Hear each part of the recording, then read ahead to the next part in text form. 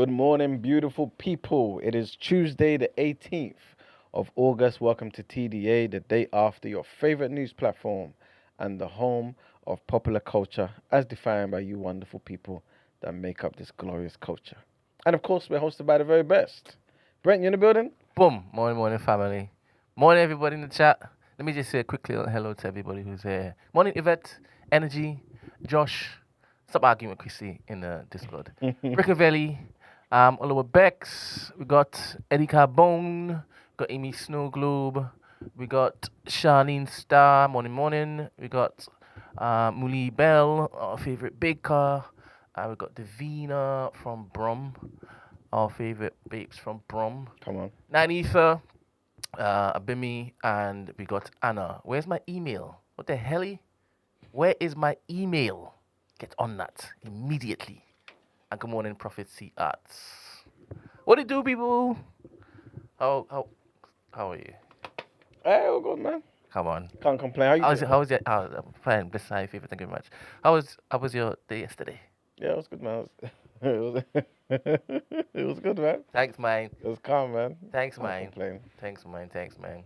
Yeah. Whoever managed to go to the vigil yesterday, Mm. but I hope it is that you all got back home safely, and yeah, it was a moving, somber moment, man. Yeah.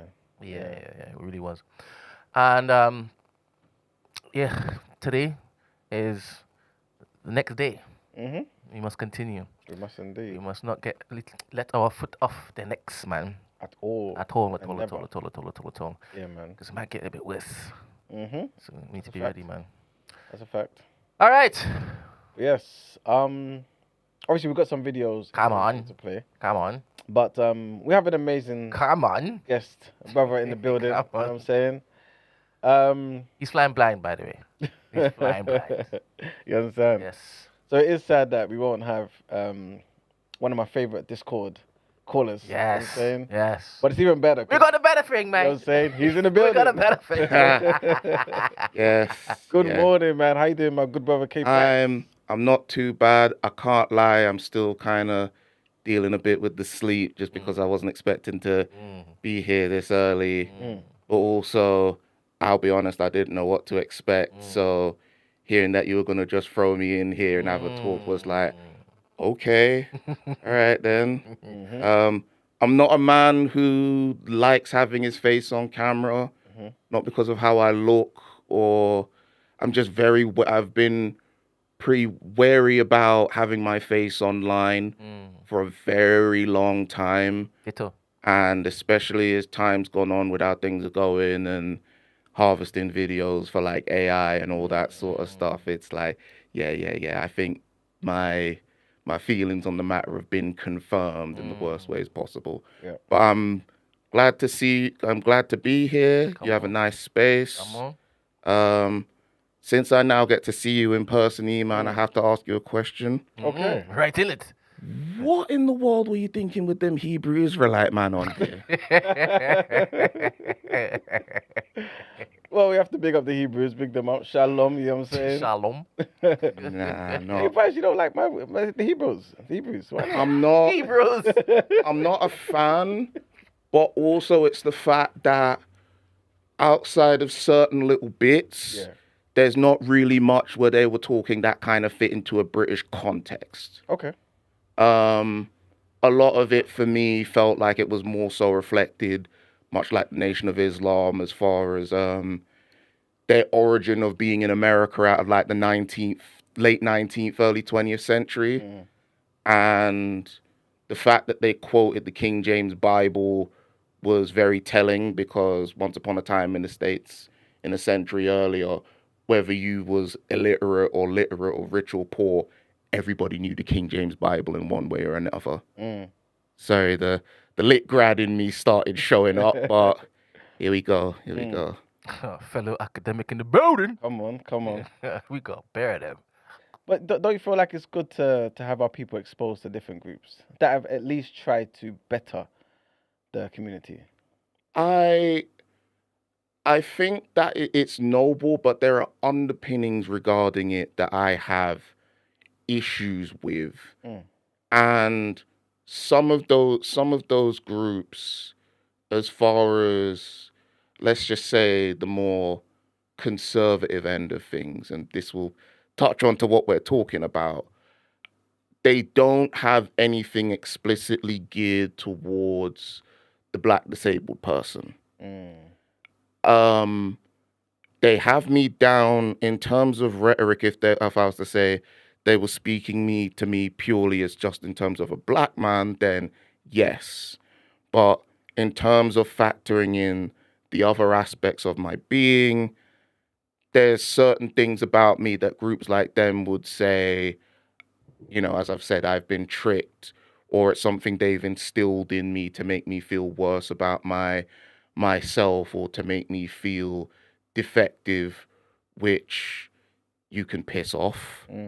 I am not defective. Come on. I'm not broken.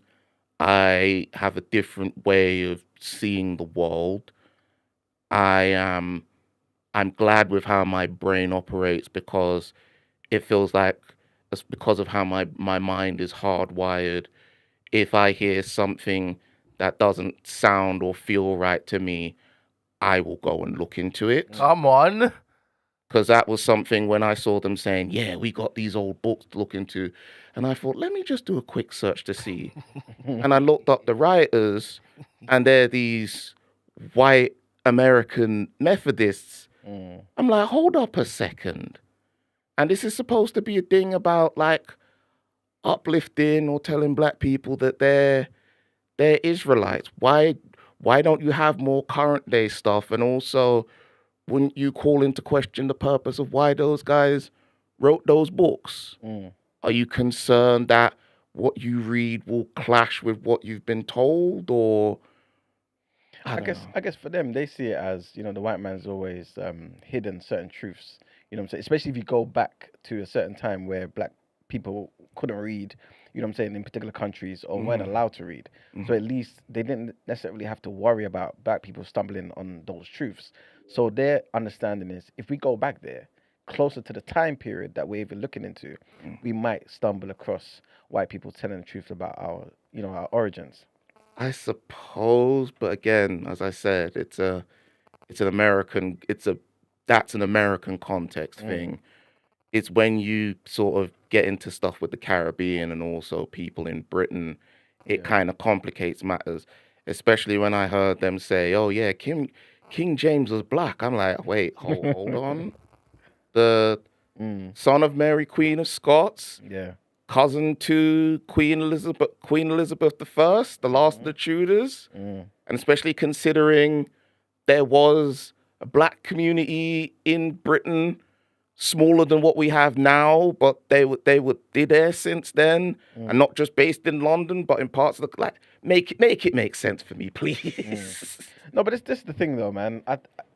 I mean, like I said in the show, I don't believe that King James was a black man, and it's not even something. If I'm being entirely honest, it's not something I entertain as you know what I mean. But I'm okay with people believing things that I don't believe to be true. Do you know what I'm saying? Because I feel like as human beings, this is how we operate. This is how we operate. And some people find comfort in different things. And plus, it helps to support an overarching view. Yeah. I think there's everyone in the chat, everyone in the room, everyone who's watching has belief systems that include things that, come on, man, to another person just don't make no sense. Do you know what I'm saying? So, lots of mine. You know what I'm saying? And mine too. And you know what I'm saying? Pretty sure you're the same. Like all of us. Yeah. You know what I'm saying? And so that's why I don't necessarily listen to a particular group unless it's particularly harmful to the black community. I don't just render it completely useless and throw it in the bin. Understood. Fact, I will say I did use that. You did use that stream to introduce to a friend of mine who's over in Portugal, who I did. I talked about him with some stuff. I've done a lot of educating on him as far as Black history and stuff like that. And so I thought this was kind of a perfect coincidence. Let me pass it on let me get him to watch this with me so he can see from the horse's mouth what they believe in and how they take it from, which his responses was interesting to say the least. And I think he'd be surprised by hearing me bring him up on here as well. But yeah. All right, all right. You know what? Since we're talking about the Hebrews or talking about guests, who would you say is maybe some of your favorite guests on the show? Ooh, Akiaba Daisebo, Mm, because that was a surprise when I saw that you got him on here. mm. Um, Big up who else Curtis would I for say? making that happen. Every single day. If I can toot my own horn, Simeon Brown when you had him on here, Okay, okay. because I thought that was a worthwhile thing to talk about and what have you. Um, who was the lady who was previously on here who talked about to do with autism? I forget her name right now.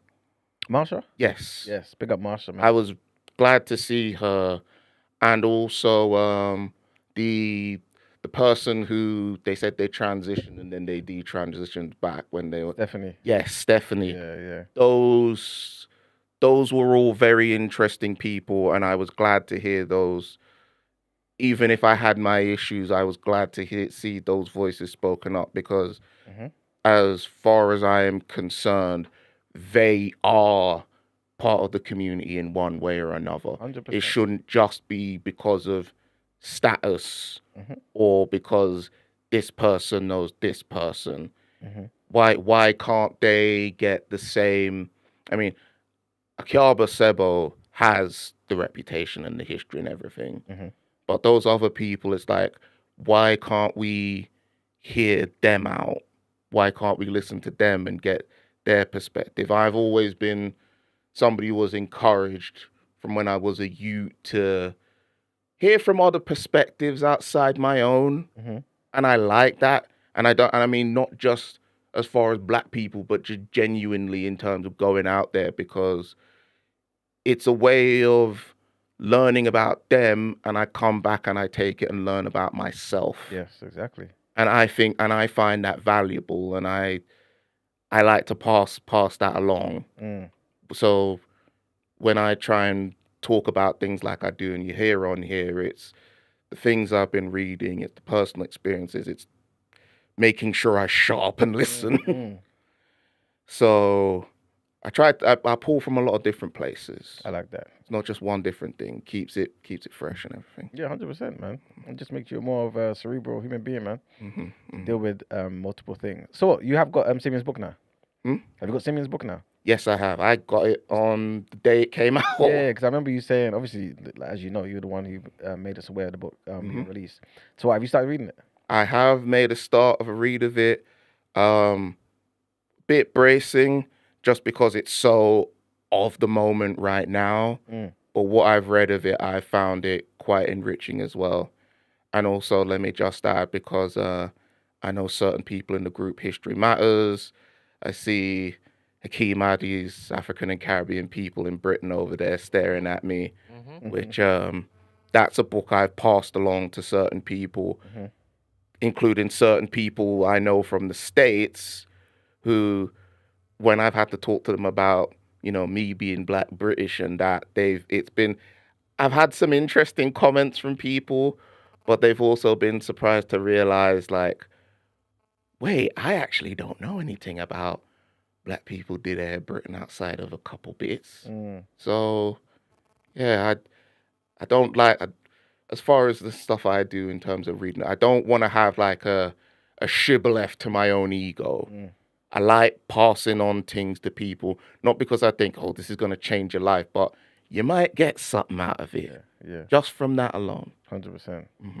Thanks for bigging up that book over there. Big up Professor Hakeem Adi as well. Absolutely. Legendary in the UK, you know what I'm saying? Okay, so we got quite a few videos Yes. to play, and Have you turned your... Is it me? might be... We'll see. I don't think it's me, I don't know. But yeah, we got some videos which kind of take us back. Just to... double...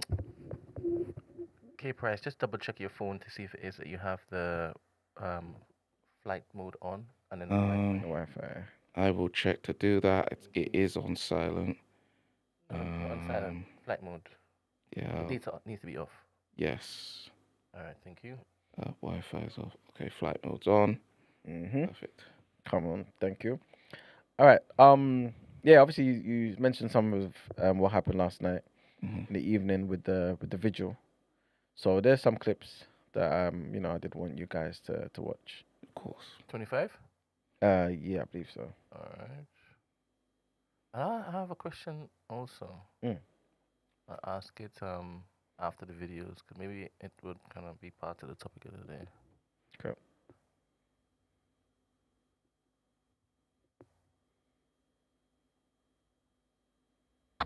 Deeply sad for me.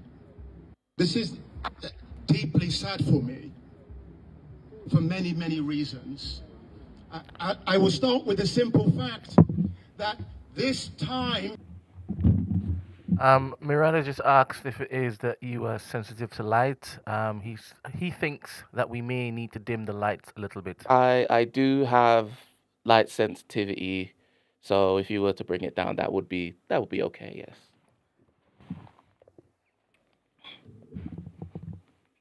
That's not how it was supposed to go.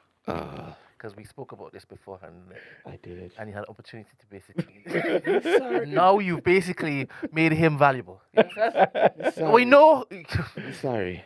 All right. Thank you very much, Miri. Alright. What would I do without you? Sorry. I'll do the main offensive one. Hold up. Going dark, people. Going dark. Mhm. Going dark. That's one. Yeah. All dimmed and that. How's that? Yeah, it's good. Yeah. Good. All right. I think it's nice. Daddy, come on. All right, let's go. Last week, I was with Jason around the corner. Nissan, will you please come back on stage? Diane Abbott, will you please come back on stage, please? Because we knew Jason was suffering. We knew that he felt hounded by those rabid wolves. Jason wouldn't dare leave the house, and we said, we'll get a taxi for you. You'll come to a private address. We'll go through the back door of a restaurant, and we will show you you're not alone. This super brother, this super sister, along with Kehinde Andrews,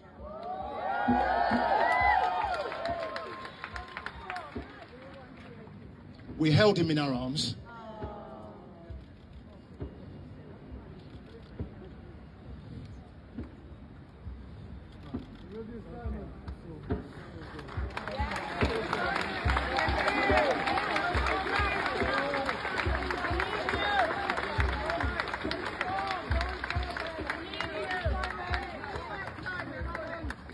We told him he was loved.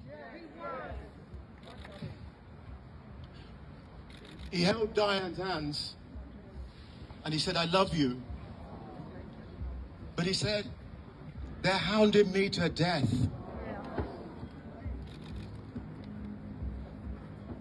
And I cannot see a way out. We said, my brother, we have a plan for you. We'll financially secure you. We'll get you the help. We'll get you the love. This is tough for me. As it's tough for all of you and the hundreds and thousands of people in the UK and around the world who are appalled by the public assassination of Jason Arden. The lynching. The lynching. We go back a long way. This is deeply sad for me. Sad, man. Sad. So that's just a clip. There's another clip as well from the vigil. It's the next video, Brent.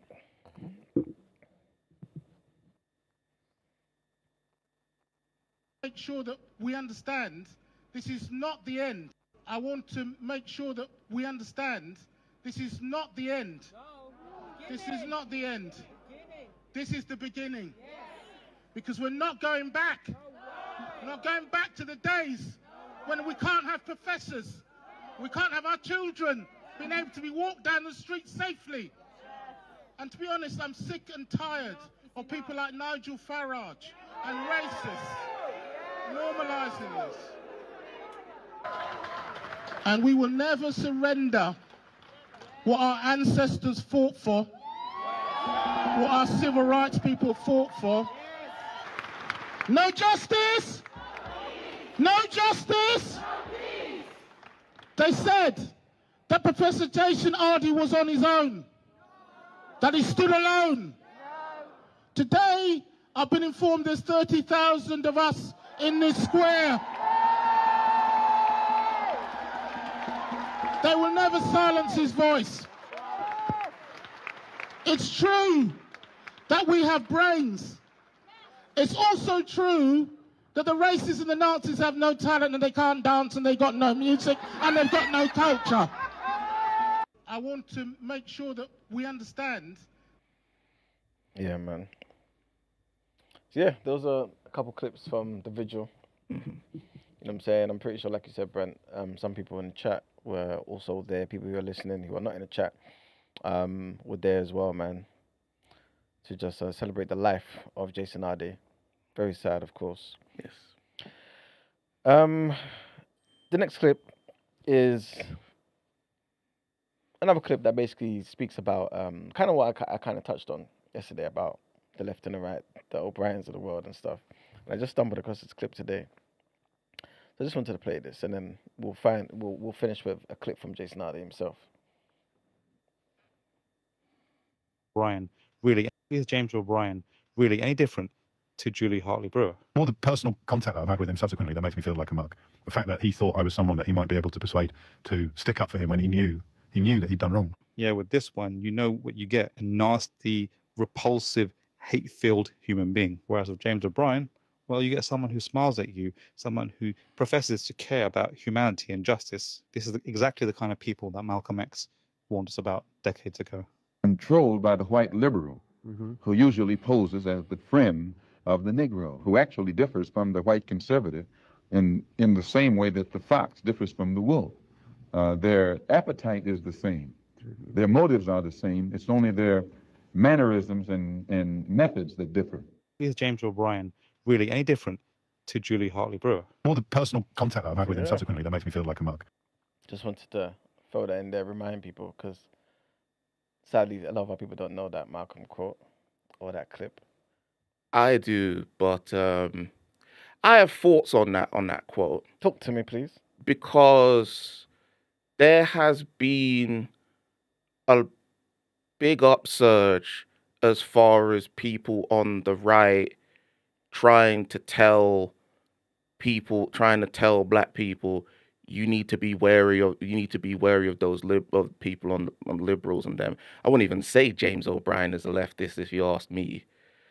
But it's weird for me because it's like, hang on, if the wolf is telling me to be mindful of what the fox is doing, how am I supposed to look at you then?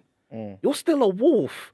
Or maybe it's a case that the wolf is taking tips from the fox to try and get me on their side. So I hear what you're saying, but I guess that's why we shouldn't necessarily listen to either one of them. We should listen to the one that look like us, like Malcolm in the middle, who's basically saying the wolf is there, and don't think the fox over there that appears like a sheep is any different. Do you know what I'm saying? But I think for some reason we just tend to feel like this side is better, you know, and we make the same mistake, I think, every generation, you know. And yeah, hopefully people will learn from this, and we'll see, man. The media, no matter what, they still see black people in a particular way. You know, we have no friends. That's how I see it, and that's the way I intend on continuing. You know what I'm saying? It's the safest and the most powerful way, I think. all right. But yeah, let's play the last clip, which is from, you know, Jason Hardy.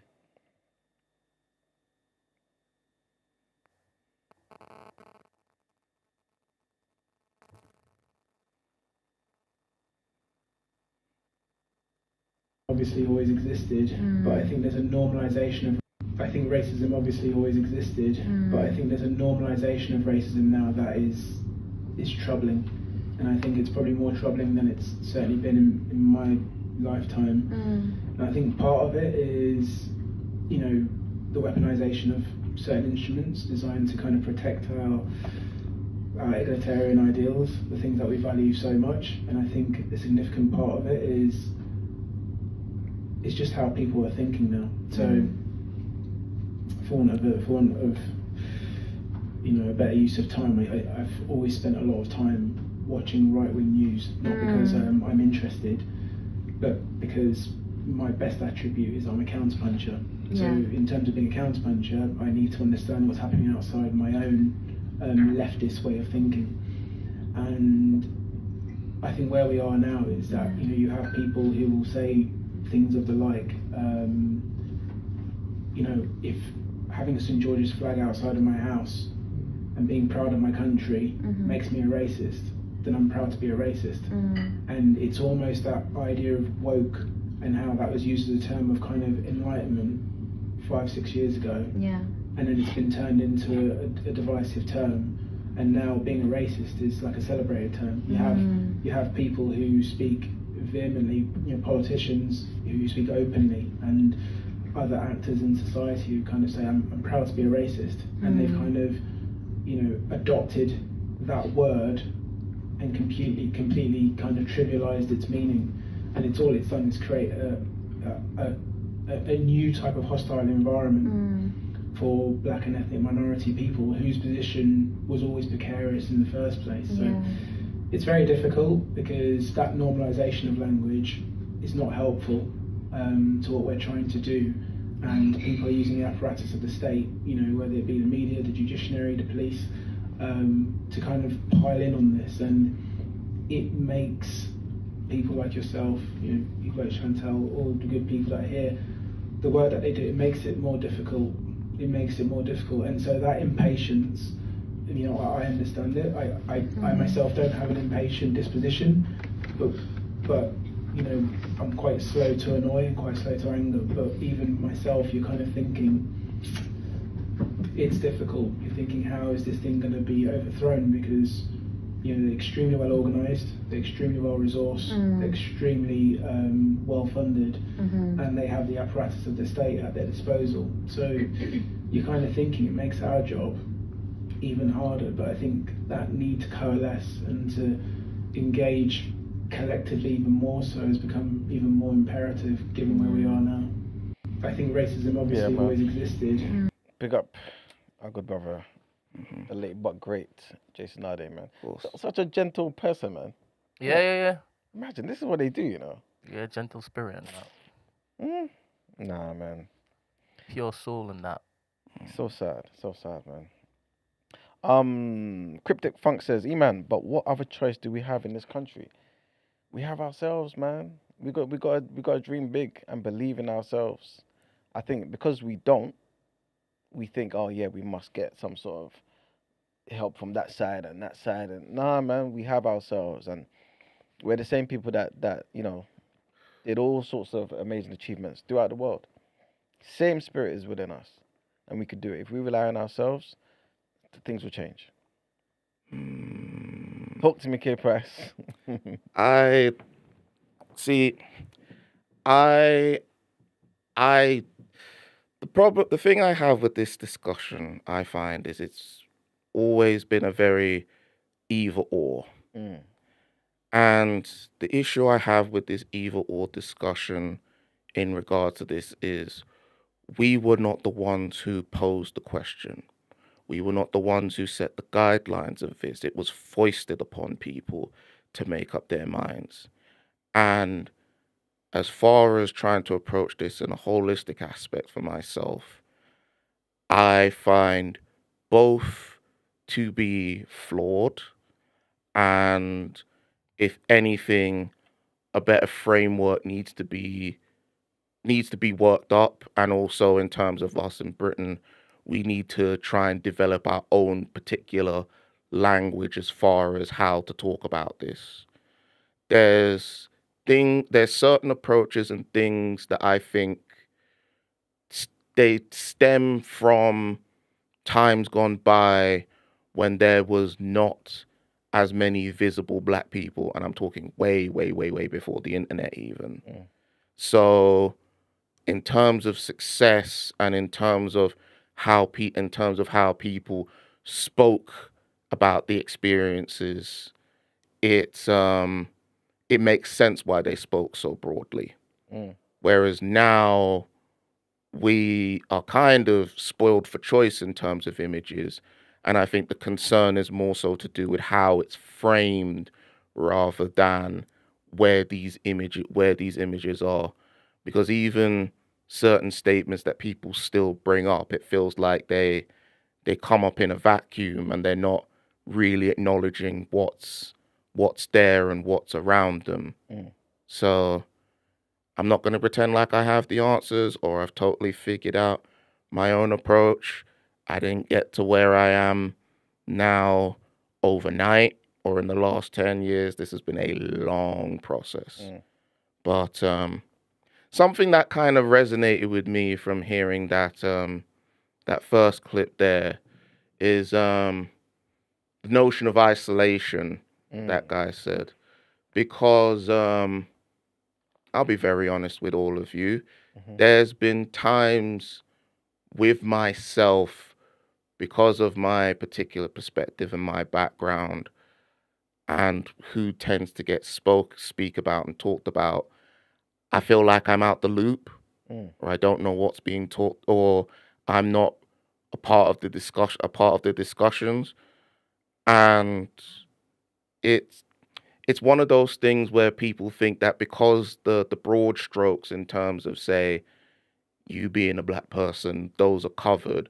But then there's certain particulars where people don't understand or flat out don't know, and they only go by what they've experienced. There's been times where I've piped up and I've spoken with things, and I've had people think I'm talking crazy, or mate, do you know, straight up somebody asked me, do you even know where you're at? Or they think I'm darting from one thing to the other, which I acknowledge I do, but it's because I draw links to things a lot. So as far as I am concerned, I'm very on topic, but I can't limit it to just one small lane. There's parallels and contradictions and everything else that's how with what I bring to it. So that's why I'm quite adamant about saying that I think we, with people needing to build a better framework with this. It's not to be insulting, but certain things and certain approaches that have been held on to and have more geared to, I think they kind of outdated. I mean, something I find kind of aggravating, especially when people talk about culture, is, well, usually when they say they do it for the culture, I feel like they're talking about the money and the business. But they talk about it as though it's the people who guide the culture, when it's the culture that should be guiding the people. Because if you look at it as people, then culture is something that's static, and it's basically a leaky bucket that always needs refilling and monitoring. Whereas if you look at it the other way, culture's adaptable. It's like an amoeba. It can change. It can evolve. If certain things work in one stage, you can swap it out for something else. And the fact is, the older and further back you go, looking into various cultures, the more it's picked up along the way from other cultures previously. And that. Totally agree. But I guess when we think about Black British culture, which is, I guess, when we think about humanity and how long we've been around, it's in its infant stages, right? And don't you think it's kind of it's necessary for us to kind of direct it too, or do you want us to kind of just be subject to the elements and allow it to form where we end up tomorrow? I wouldn't even say subject or coexist in a sense, because it's not like as if people haven't coexisted or fought to to tame their to tame their environments before, True. right? We might be people who live in London, but a lot of our relatives come from where they come from, or from more rural areas, And I'm not saying that to be like we got to return, none of that, none of that. But it's just something that is important to remember, and that's why sometimes when you've heard me on here, I'm always talking about what about the people did there up north or in the provincial towns or somewhere near the coast in here, because some of them have a different dynamic as far as us compared to us in the city. I always find it funny. It's almost like every year or every other year, there's a video that goes around where somebody talks about how they must have been adopted by people who didn't understand their culture, or they didn't have a group of black friends until their late 20s and 30s, and people are baffled by that. And it's like, they exist. Them did it, and there's as much to learn from them as it is from the people they're around us. It's not that, it's just that because of where they're based, there's certain strategies and things that they kind of came to try and protect themselves, or how to navigate the world, that to me and you would look like, they're just getting taken for idiot. But No, everything you're saying there, I mean, it makes perfect sense. I guess for me, based on what you said, which I think ties into neurodiversity and many of the things that you mentioned before, whenever you've called up, right? Is how do you put certain things in place to include the minorities? Yes. You know what I'm saying? But we're going to get into that anyway. Yes, we will. All right. We got some headlines, Brent. I might as well ask it now, innit?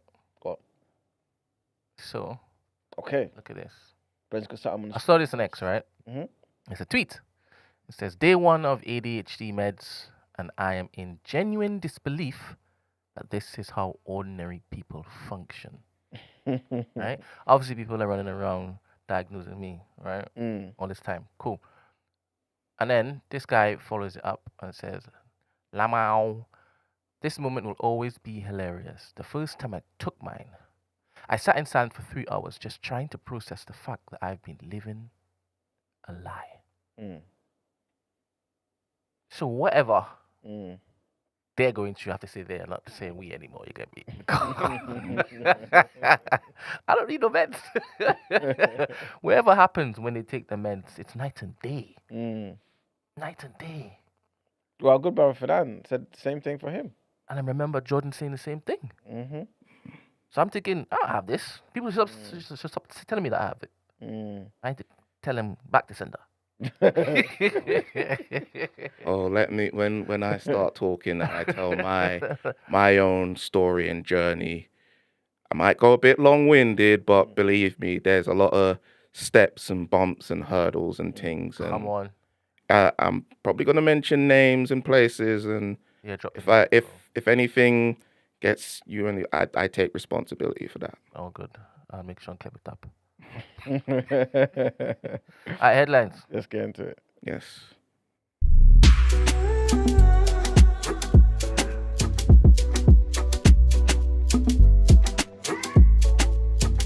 We'll just do it quickly. All right, people. So our first headline. You guys saw some of the clips anyway, but tens of thousands of people gathered in Trafalgar Square in London to remember and pay tribute to Jason Arde, the former Cambridge professor who died on Friday. Stand Up to Racism, which organised the vigil, estimated that 30,000 mourners had gathered in the square to listen to emotional speeches from MPs, friends and campaigners on Arde's life and legacy, and joined in a minute's silence. Jason Arde, 41 years old, was pronounced dead after emergency services were called to his home in South London on Friday.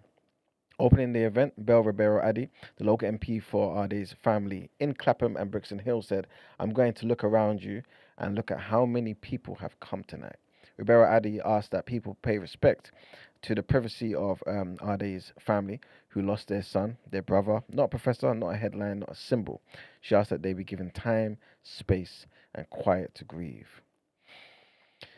Next headline, and parents have told BBC Panorama, that the agency tasked with helping to secure financial support for children after separation or divorce is driving them to breaking point. Mothers described battling with the Child Maintenance Service (CMS) to get their ex-partners to pay up, while fathers said that they have been Sorry, been caused this, anxiety this and is stress. this is Mirad's fault, bro. There's not enough light for you there. You understand? Thanks, Mirad. Let me have a sip of my water. Take your time. Take your time. It does Thank you, happen. guys. It's actually vodka right there. You understand? Maybe I need some of that med. All right, I'm back. Hopefully. All right, so mothers described battling with the CMS, the Child Maintenance Service, to get their ex-partners to pay up, while fathers said that they had been caused anxiety and stress by administrative mistakes. One mother said that she turned to food banks after the CMS failed to make her ex-partner pay child maintenance, leaving arrears of almost £10,000. We've also spoken to a father who said years of disagreements with the CMS have pushed him to the brink, including after it added an extra child to his account who was not his. Can you imagine? Diabolical work. The DWP, the Department for Work and Pensions, which runs the CMS, said in the vast majority of cases, it successfully arranges vital payments for children. It said it also takes very seriously the small number of cases where things obviously have gone wrong. I have a lot to say about the DWP. I've got things to say, definitely. Do you feel like it's a failing? I don't know. The way it's built is just failing, or do you feel like it's just small tweaks that, if got right, will be smooth? I think it's gonna need a lot more than small tweaks. Okay. I think it's also the fact that a lot of this goes back to cuts, and the thing is, when it comes to services like that, including disability services, they are almost always the first on the chopping block when it comes to cuts. And a lot of that is also in part because of the rhetoric in terms of talking about, oh, there's people who are stealing from, hardworking people. Yeah. And also this narrative of like the difference between the deserving and the undeserved, which I find very Victorian, but also, if I was to go by Sammy Shulk's In Search of Purity, which I highly recommend to read, there's some eugenics origins in that kind of thinking. Oh, we're going to get into this. All right, so our next headline, hundreds of thousands of children would be tipped into poverty and destitution under plans unveiled by Reform UK to slash £50 billion a year from the UK benefits bill. This is what campaigners have warned, right? The warnings came after Reform published plans to drastically reduce disability payments. Just like what you said, you know what I'm saying? Ban non-UK citizens from claiming benefits and introduce compulsory 20 hours a week unpaid workfare for thousands of long-term unemployed people. That's crazy. An overhaul of the sick pay system would require employers to cover an employee's benefit payment for the first 2 years of their illness. This is what the plans propose. While the two-child benefit limit scrapped by Labour last year would be reintroduced. Meanwhile, a lead government analysis seen by The Guardian showed that cuts to disability benefits would be so steep that even those with terminal illness, blindness, or profound learning disabilities will stand to lose as much as £10,000 a year. That's crazy. Yeah. That's crazy. Yeah. It's sad, man. All right, our next headline takes us to America, where Fox News reports that President Donald Trump has threatened to bomb Oman, a U.S. ally, right, if it gets in the way of his administration's own talks with Iran. So the US and Oman have been negotiating separately with Tehran to reopen the Strait of Hormuz, a waterway that is vital to the global economy. It has been largely closed for nearly 6 months during the US-Iran war. A reporter for Fox said that the US president made a threat to Oman while using an expletive during a phone interview. Earlier in the day, Iranian officials said that they were close to finalizing a deal with Oman. Meanwhile, the future of talks between the US and Iran is unclear, as a 60-day memorandum of understanding (MOU) between the two sides is expiring. Next headline, and government borrowing costs in several advanced economies hit their highest levels since 2008 financial crisis, or even earlier, on Monday, as investors feared the Middle East crisis would keep inflation persistently high. Concerns over rising prices and government spending pushed up the cost of debt issued by Paris, Berlin, Washington, D.C., Tokyo, and London as investors fretted that rising prices would push up interest rates. Fears that central banks would continue to tighten monetary policy to prevent inflation bursting out of control pushed the bond yields as traders sought a higher rate of return for holding government debt. The money markets indicate that there's almost an 85% chance that the European Central Bank will raise interest rates in September. Crazy. Crazy, crazy, crazy. 85% chance. And our last headline for now, the UK will face the most changeable week of weather since June as temperatures fall following weeks of hot and dry conditions. The Met Office said that rain and possibly thunderstorms would come to much of Britain after the late heat wave caused temperatures to soar as high as 38 degrees last week. Following the recent spell of hot weather, Wessex Water became the latest water firm to announce a hosepipe ban on Monday, with the measure coming into effect from midnight on Tuesday. The cooler weather comes as a jet stream of air in the country's north that allowed high pressure to dominate, resulted in last week's excessively hot conditions travel south. Anyway, this is what the forecaster was saying. How do you feel about the weather? It's been a shock, Mm-hmm. really. Mm-hmm. When I got up and I saw how it was going and I was preparing before I came here, it was a surprise to go from the heat to now how it is just gotten chillier and moodier as well.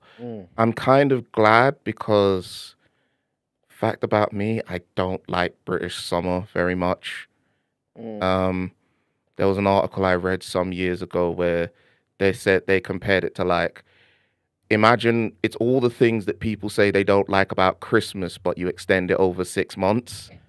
And that absolutely nailed it. Not to say that I haven't got any good memories or I haven't enjoyed summers previous or whatever, but I can't say I ever had like, that one summer where everything was just live, you know? So that sort of thing. Can you remember your last live summer? What comes to mind? Live summer. He just said live summer. I'm Yeah. tagging on from that, Emmanuel. Pay attention. I always do, man. What was in that bottle? A lot of stuff, man. Every summer's live for me, man. Serious. There's not one summer that you're like, that was a good summer.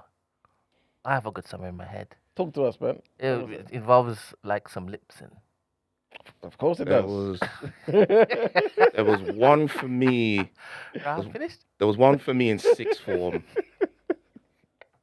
Yeah. There was one for me in sixth form that came close where I was like busy a lot of the time, and me and some people I knew actually went to a music festival as well. So yeah, I did the tent thing and everything. I've been to 2, so you know, me being around a bunch of metalheads and all that.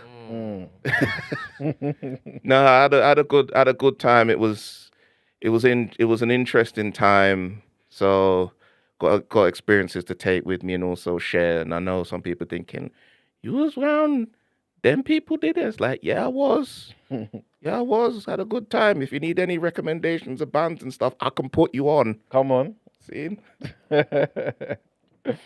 All right. So, wait a minute, Brent, you were telling us your story. It's not important anymore. Lost the will to live.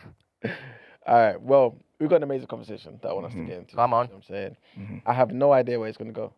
You know what I'm saying? But I like that. Yes. You know what I'm saying? So, Brent, when you're ready? Alrighty. And the Discord's open, mind you. Discord is open. Please utilize.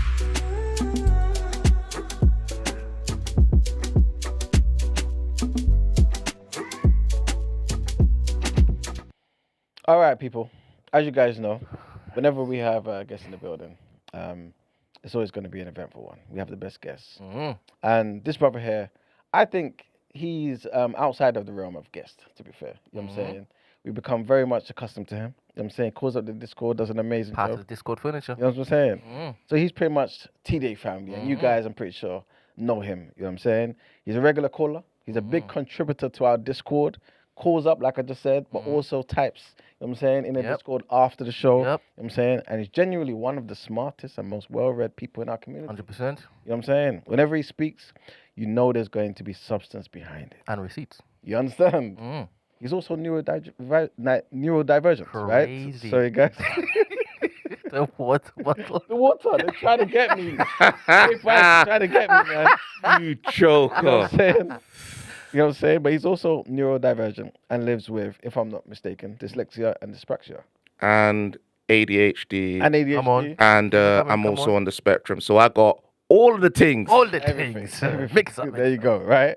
Which makes his story and everything that he's achieved even more interesting. That's what I'm saying. So today we get to know the man behind the calls and have a wider conversation about neurodiversity, intelligence, navigating that world, and everything outside and inside of that world. You know what I'm saying?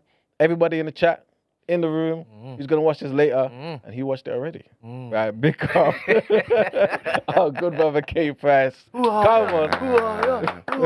Yes. Yeah. Come on. Appreciate it. All right. Wow. Thank you for joining us, man. Yeah, I am glad to be here and surprised to be here as well. But I know I think Brent was kind of hoping I would arrive earlier, but it's just because I've had a lot of things going on. And I thought, no, I wanted to try and come and see if I could speak my piece and also just show, yeah, I'm a real person. I'm not just some duppy who just shows up and then comes and chat, shares his piece and that. I've always been concerned when I talk on call. I might go on too long because I want to respect other people's time. And now you're just gonna have to deal with me since I'm the guest here. So it's gonna I'm gonna be going in some directions and pulling links and everything. And so glad to be doing this, and nice that I'm gonna be having something. I already linked this to a couple people I know, certain relatives of mine, and one or two people I know, and people who are also been helping me through these last couple of years as well. So yes, Big up them. Big them up. yes. You know what I'm saying? And shout outs to the storyteller, because he's the reason how I came to learn about the day after. So yeah, have to give respect where it's due. Come on. Thank you. Yes, 100%. That want me, right? No. Wait. There's a different storyteller out there? Yeah. Masqueraded in my gums. Yeah, he does a lot of videos on YouTube, stuff to do about blackness and being Black British. I think he's of like Nigerian descent. He's got a lot of stuff to do with like the Boondocks and that. He put you on? Yeah. Come here. So what, he posted one of our clips? Oh, He was doing a video about like the tension between people from Africa and from the Caribbean, and he had this long list of like Black British creatives and that. And I saw you lot was there, and he said you was daily. So I thought, let me go have a look. Come on. Well, storyteller, I need to hit you up. I need to have you in the studio. Tell some stories. You know what I'm saying? Join us. Big 'em up, man. Miri, Unit B, 10 Quaker Street, E1 6SZ. If you really wanted to know, you would hit us up. I mean, we've been trying to get you in the studio for a long time. I don't know what you're doing in the chat. Entertaining yourself, obviously. Don't mind him. Don't mind him at all. Big up Star Crow, man. He said, big up K Price, man. Bro causing so much, I feel like I know him personally. Come on. Wow. You know what I'm saying? Okay. It's true. You know what I'm saying? You know, and we love that you're such an open book, you know what I'm saying? And you educate us in so much. Yeah. Like I said before we started, when it comes to the whole neurodiversity or neurodivergent sort of world, right? Yes. I'm completely ignorant. You know what I'm saying? Mhm. So I would love for you to kind of enlighten me on many different things, you know what I'm saying? So I'm just here to listen. I'm here to learn. Well, I wouldn't be a prop person, but I just want to start off with this. This is actually how I got here.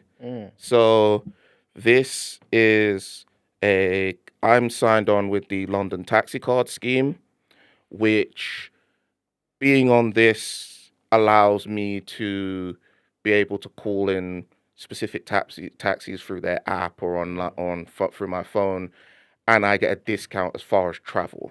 Okay. And it's especially been a lot of help for me, considering for the last couple of years I've been dealing with long COVID. That's definitely impacted my movement and how I get around. And it was through my Disability Action Haringey, the head of that, who I wasn't even aware of it, because here's a fun fact: trying to learn about what you're eligible to is a bit like pulling teeth, right? So when he told me this, and I was like, yeah, I think I could definitely use this as far as being able to navigate and go into places. I don't use it all the time, but it is very, very useful, and I'm grateful for it. So where would you like me to begin? Well, you know what? I believe you mentioned that you first got diagnosed, right? At what time? I was 17. 17. Okay. Just make sure that like certain details of mine are not on. All right then. Yeah, just as far as that, because I don't want certain horrible people going getting my things and using my whatever. But I got diagnosed when I was 17 in my second year of sixth form. Shout out all my Sir George Monarchs people. Come on. Right? Right, George Monarchs, yeah? Yeah. Come on. Big up George Monarchs. So, Wolf from Stowe and that. Yeah. I will say this. My first year didn't exactly end well. As far as like my grades and stuff like that. And I remember one day I went in and I was called into my LRC to meet this guy named Andreas, this Swedish brother. And we had a conversation, get together, talking about some things. And I can't remember if it was either the next day or the week after. And he said, from speaking to me, there might be signs that I'm on the spectrum. And at the time, well, the only other time I'd heard it mentioned was with certain people I knew who were friends of mine. And they were saying, oh, you've got this. And I was like, I wasn't entirely sure.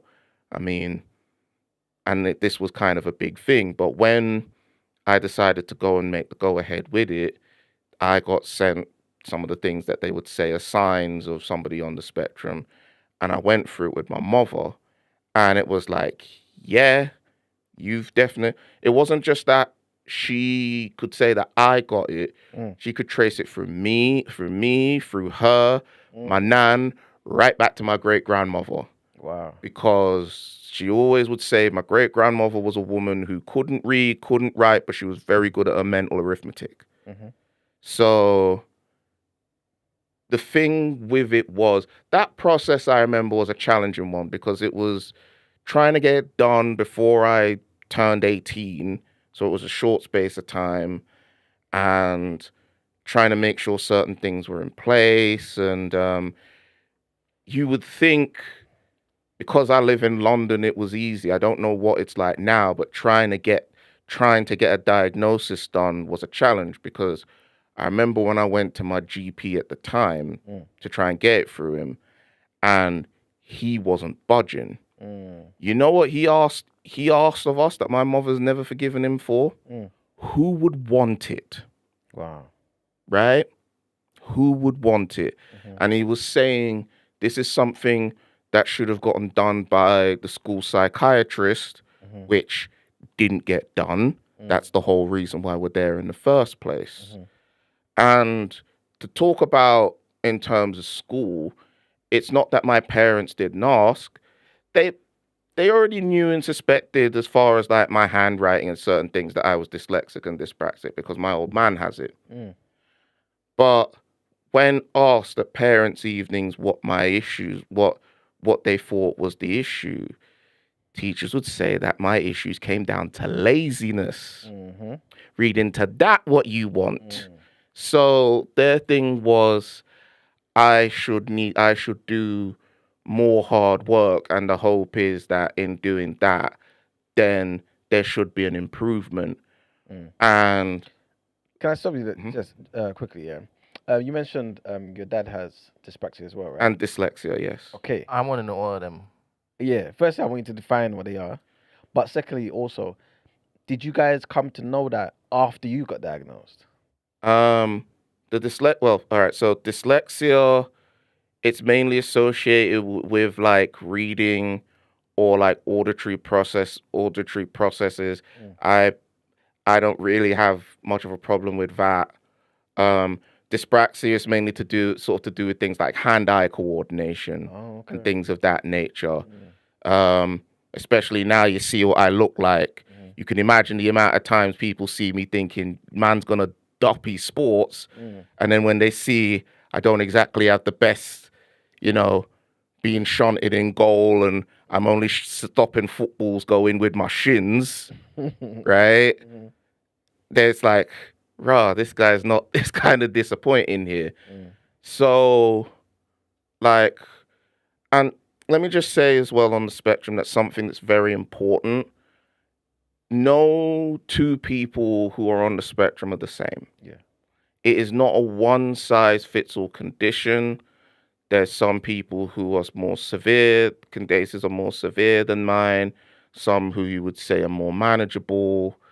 As I said, it's a spectrum. And according to professionals, they would say we're all on it in one way or another. But it was eye-opening as far as when I got diagnosed. I got it done through my sixth form because, well, I was going there in Walthamstow. And suddenly there was access in terms of like having a particular person to assist me. And I had this little laptop that I was starting to get used to and touch typing lessons that I hadn't had before. And it took getting used to because I didn't have these things before. And a lot of it was emphasized on I need to improve myself and trying to do better. So it was a lot of learning and a lot of unlearning. And one thing I also have to add as well with light sensitivity is mainly to do with social interaction in that sense. That's how the spectrum affects people. One of the things that I bring up, and it's still kind of a sore spot for me, is sensitivity to loud noises. Okay. And I say it's a sore spot because I've been taking carnival when I was younger. I'm so glad that it's still here and it endures and it's something that people still go to. But I would always have issue with the volume of everything. And even with earplugs, it was an issue. And for a long time, it was like, well, I can't take a little bit of sound or anything. So when I remember it was one of the first touch typing lessons I had where that was something they talked about. And I remember my mother turning to look to me and thinking, oh, so you weren't taking the piss. This actually was a thing that has been, it's been affecting you and has been a case and everything. So I might end up sort of trying to truncate things because it will go on a bit long. But there's also that I went through that. I wasn't even sure if I was going to be able to go uni. Not that my grades at the end were bad, but just with how things were going in terms of like fees being raised and also just where I was going to go. And going there, when I went there, that was the first time, as I said last time, where I had proper support from the jump in terms of I got like laptop with specialist software on there, printer and scanner, stuff like that. And it made a lot of help. It was something that I was very aware of where if I didn't have these things, my experience would have been more challenging. And I probably would have flailed out a lot quicker in terms of going through there. Yeah. Do you feel like there are ever situations, this may sound like a very silly question, but do you feel like there are ever situations where knowing and having an official diagnosis of having, I don't know, ADHD or one of these conditions, right, could make life worse for the person or harder, more challenging?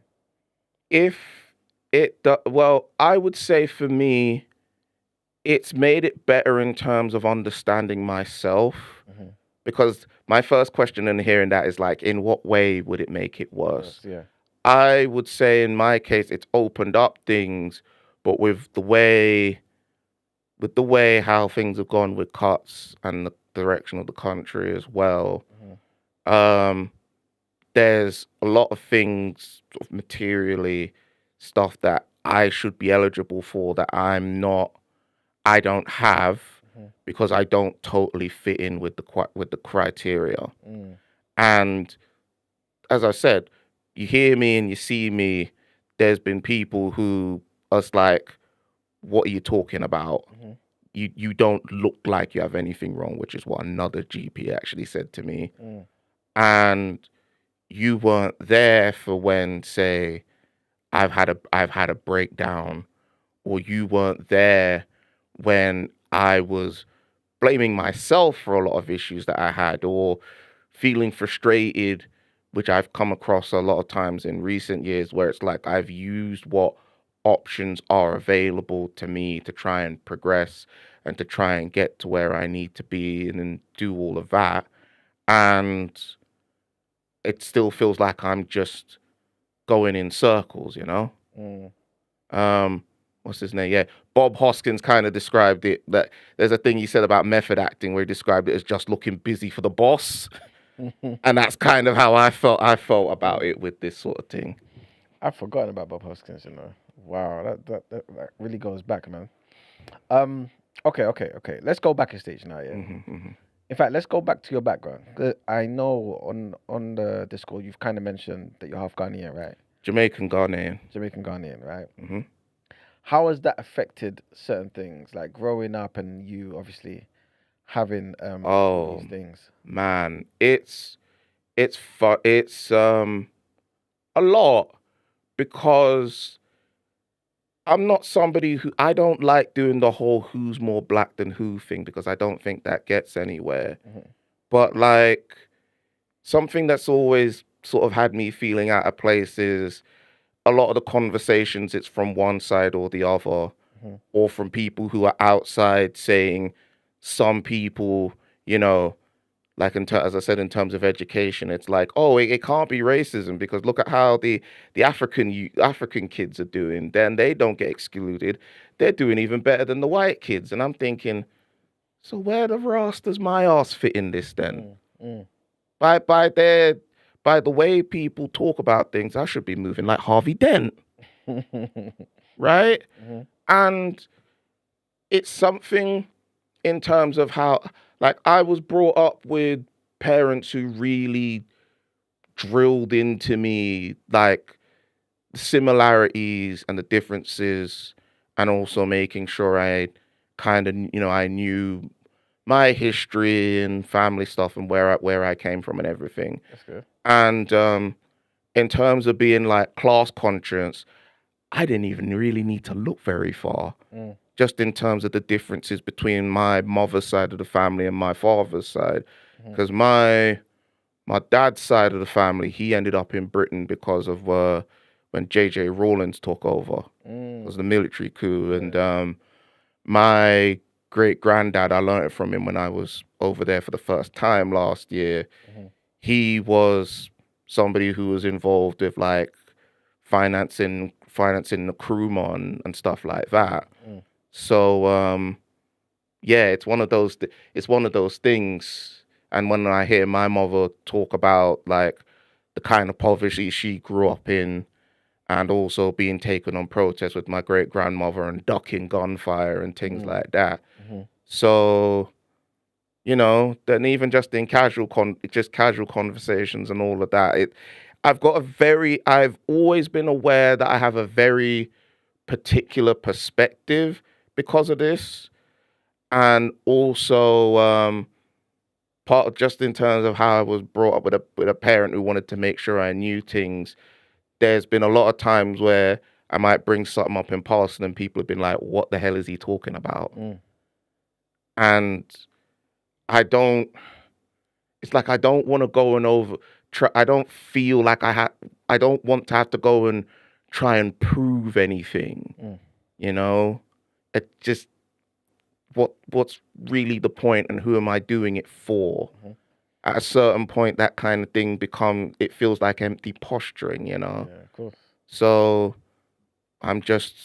it's just who I am. It's who I am. And it's something that I've really thought about and mulled over a lot for my life, especially considering when I talk about my dad's side of the family. And as far as like, because if you want to know, my ethnic group is Gar. Oh, big up the guy. I'm supposed to be of royalty, Mm. and it's something that, like, I acknowledge it, but it's not something that I go around bringing up day to day outside of certain conversations, like say here, or with some people who might understand that. And it was always jarring when I think about the reggae I grew up with and some of the rappers who I listened to, and they talked about Africa in this very, very romantic way. And it's like, but hang on, I can say that I come from these people and I haven't bore witness to this. Mm-hmm. And even as now I've kind of met family and I've seen certain things, it still doesn't kind of have that sort of thing of, you know, the romantic portrayals of that. I embrace my ordinariness, man. Yeah. I'm all right with that. I'm okay with that. And I'm very, very aware that there's certain people out there who, if they had my background, Jesus Christ, would they be insufferable? Nah, man, they would be insufferable, chatting about trying to beat that over people. And like, do you not ever maybe think back to that and think, you know what, how can I use it to edify myself? In what sense? Because I think that's what some people do, though. Oh, you know, we came from kings and queens, and I'm this and I'm that. Just to you know, give you that confidence in this world where everything and everyone wants to bring us down. I see that, but if everybody was a king and queen, then nobody was a king and queen. That's not how feudalism works. Yeah, that's true. And it's something that I've been cognizant of like, I've never been a fan of the royals. Never have been. So if I was to speak on them and then be like, you know, yeah, but being somebody of African, monarchy, nah, and that sort of thing of just being that kind of person because, that I'm apparently special because of who I was born to doesn't sit right with me. And often, sometimes when it comes to conversations, it's more due to what people think I have access to more than anything else. And yeah, I'm trailing off. I feel like I'm trailing off here. No, it makes sense. Everything you say, man. But in relation to that, thinking about with me and my neurodivergence, right? I don't feel like I've got things in common with, say, the nobles of, the great noble people of the past. I've got more in common with, like, when you read those stories of people who became monarchs and they had, like, what's his name, Baldwin IV, who was like the leper king, and some of them had water on the brain and things like that. I've got more in common with them.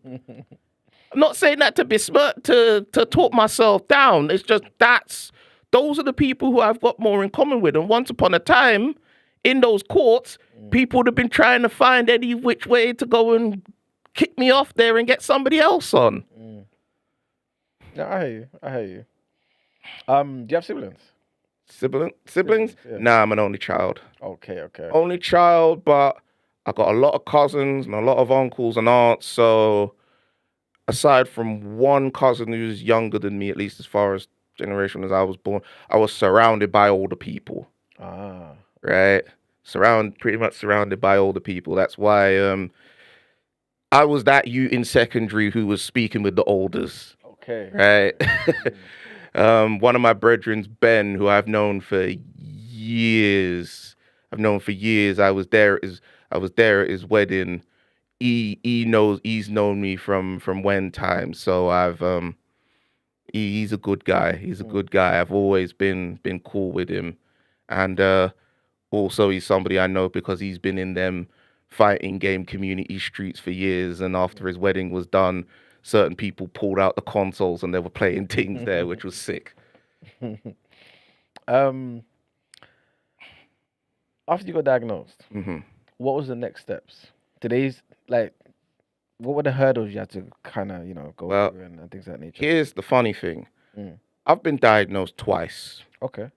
The first time was done at the Tavistock, hmm and the second time was done in the Maudsley Clinic. Okay. And after I got diagnosed the first time, it was a case of, it was more so a rush to try and not just bring it in terms of my sixth form experience, in terms of the equipment and stuff, but making sure it was there for when I went to university. Okay. And the funny thing about the transport card is it was a lot of learning for me, and in a sense a lot of learning for my mother, because I've had to deal with a lot in terms of just being front and center to certain horrible things that have happened as well in the midst of that, and people kind of being condescending, and also searching for work. My lord, is definitely a large part of it, because sometimes I know I can disclose, and I have tried to disclose, but sometimes it doesn't feel like people are budging. And I did a lot of the work. I've gone to one or two agencies and things like that, and yeah, they let me put it to you this way, Iman, right? There was a period of time when I was doing like job searching, where some days I would be out early in the morning and wouldn't get back home until like 6, 7 in the evening. There were days where one thing would suddenly turn into two things to be called in to go and see an appointment and stuff like that. There was a period of time where I was doing it was a work program through the National Autistic Society. And it's like you were going to be in the Hilton there. You were going to be in the Hilton down Paddington. And then afterwards you would go and help with work and that. At the same time, very briefly before I did my first job, I was volunteering at this data entry play at Resources for Autism down Henley's Corner, doing a bit of data entry, and also across from where my job center was, I had just got put on to like this agency for people who have disabilities, in terms of getting them into work and that. And I thought I had one thing to do, but then it turned into getting a call in the morning that I needed to go there immediately, which turned out they just wanted to tick me in their register. And also that day I had volunteering. So I went, imagine this, right? I had to go from Tottenham to Ladbroke Grove to Henley's Corner. You know how big that journey is? And I remember, because I was so exhausted, what we're trying to do all these things in terms of volunteering and the job search and whatever.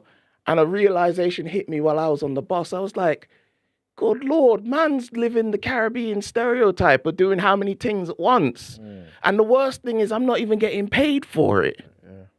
So, and I'm not going to say I might as well just say it. They're called Remploy. Okay.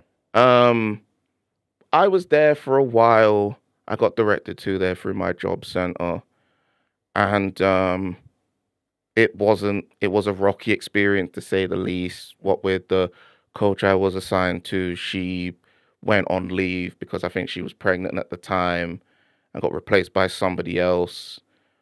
Also, from my experience, for people who go and choose to work in sectors involving people with disabilities, some people are not exactly empathetic, which is very, very jarring. And it's like, why? What are you doing?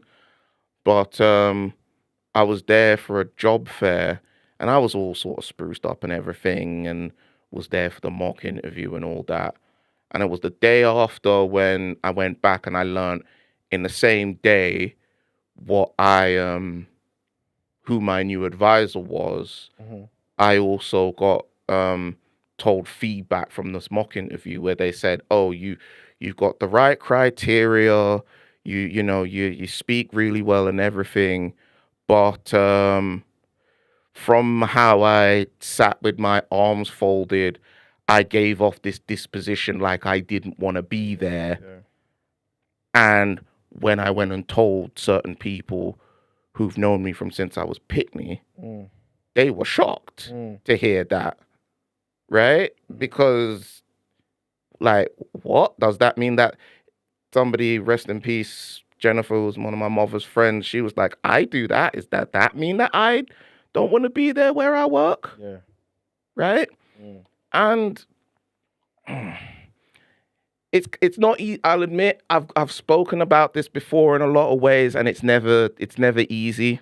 It's never easy to go and talk about, but I don't want it to seem like this has just been, it's only been hardship, but I have to be honest in terms of what I have personally dealt with. Of course. 100%. So what else could I say? Oh yeah, the referendum happened, right? And that was a horrible week because there was sensory overload from everywhere. And I remember it was the day, as I was the whole thing with a position I was trying to apply for. And when I finally did it, it was literally the day before the Friday things was announced. And I got up and I heard the thing, and I immediately afterwards, it was like, right, things are changing. I need to change up my approach. And I tried to go to different things and I was kind of let down by people, or was sent to places where they were wondering, what are you doing here? And at a certain point, I basically just had a breakdown, like total just collapse. Wow. And I forgot to mention as well, I got transferred to a disability work coach, and my disability work coach died. Wow.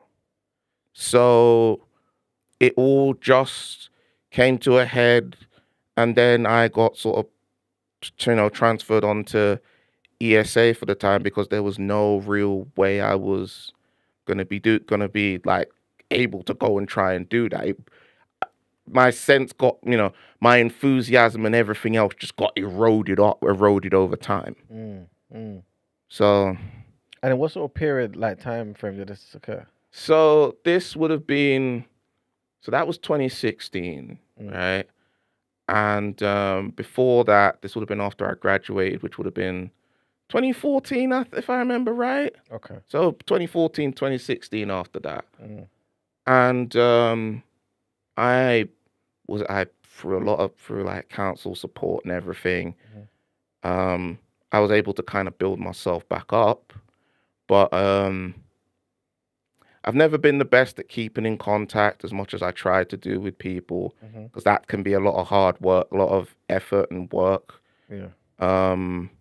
So the isolation in terms of trying to, go out and do things or get with people can be a real challenge. And it's not because I didn't try, but some of the things I'm interested in, I've tried to share with people and they responded a bit negatively. So it was like, all right, I'm just gonna do this by myself.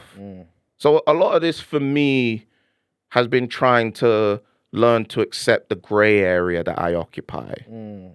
And it's not it's not easy. I still have my back and forth as far as not fitting in. And this is why you hear me talking so much about like the narrowness of people who get to represent things. Yeah, of course. Because like I don't, I'm not somebody who's exactly business minded. My mind's more creative thinking, and that's just as viable. It really does aggravate me to no end with this country, how they love off talking about their canon of writers, right? They love off talking their canon of writers, but people who are looking to go into those fields, they haven't made it any easier. And they diminish these things, saying that, oh, they're Mickey Mouse degrees and all that. You know, go and do STEM, and not disrespecting people who do that, but it's like, go and do that. It's harder and you'll net more money. And the underlying reason why they're doing that is because we want more homegrown people, so that way we can compete with China and that. That's if I'm speaking wrong, I'm speaking wrong. Please tell me. What's STEM? What's STEM? What is Science, STEM? technology. Engineering, mathematics. that's And, it. yeah. Oh, Dr. Isaacson in that. Yeah, the hard sciences, as they call it. And You were in STEM. You really got everything, didn't it? I think so. Mix up. All right then. scene. So but yeah, that was around the time, and during that's when I had a contact with the Haringey Crisis team. So they had a conversation about like what was concerning me at the time and how where I was at. And in the end, they suggested I go to the Maudsley Clinic, and we arranged an appointment. I had to go there twice. First time because I wasn't showing up on their computers for some reason. And then second time, it almost would have happened, but it didn't. So we went through that. And there was a lot of, they spoke with me. It was a long interview. There was quite a lot of promises made that unfortunately for me weren't kept. And also, I did that in July, right? I didn't have the paper in my hands until December. Wow. Because the person who did it got sick, and by their structure, it was a case where it can only be done through them. It can't be just somebody else takes over and does it. So, as you hear in here, there's already been numerous hurdles and setbacks just in terms of trying to get these things done and trying to have these things in my hands that I can keep for later and use and all that. So how I suppose this might as well lead to how I got involved with the Autistic Empire. It was the person who founded it is a lady by the name of Sarah McCullough, who actually originally was my AS mentoring advisor. AS Mentoring is an organization where they help people try and get into work or specifically on the spectrum. Shout outs to David Perkins, good guy. He recently told me it transitioned where it's more like a co-op organization, so the people own it rather than like a private thing. But she helped me in terms of tightening up CV, helping me, I got City Mapper on my phone, which I haven't had, which my sense of direction is terrible, man. There's been there's been more than a few times where I've tried to get to places and in the end have had to turn back or trying to find a familiar spot and stuff like that. It's a challenge. My long-term memory is great, but my short-term is really, really bad. And eventually she had to leave, but came back. We got back in contact because I said I wanted to do something. I was thinking maybe of doing a podcast or something, but I didn't want it to be just like a couple man sitting around and just chatting the business, which let me say to you lot right here and right now, that's one thing I appreciate about the day after, because I've kind of found some of the podcasts on there to be a bit alienating, because it's the sort of parasocial aspect. It's like, oh, these are conversations that your brethrens would sort of have in it. And I'm just like, no, not really with me and my people then. but also I don't know you. And the amount of times you hear certain people just go by what they only have experienced and they don't know what they're talking about. It's like, come on, man, stop. It's embarrassing. And it just said, it comes across alienating to me. I'm like, who are you people? So I'm giving you this credit now, and as far as people who are watching as well.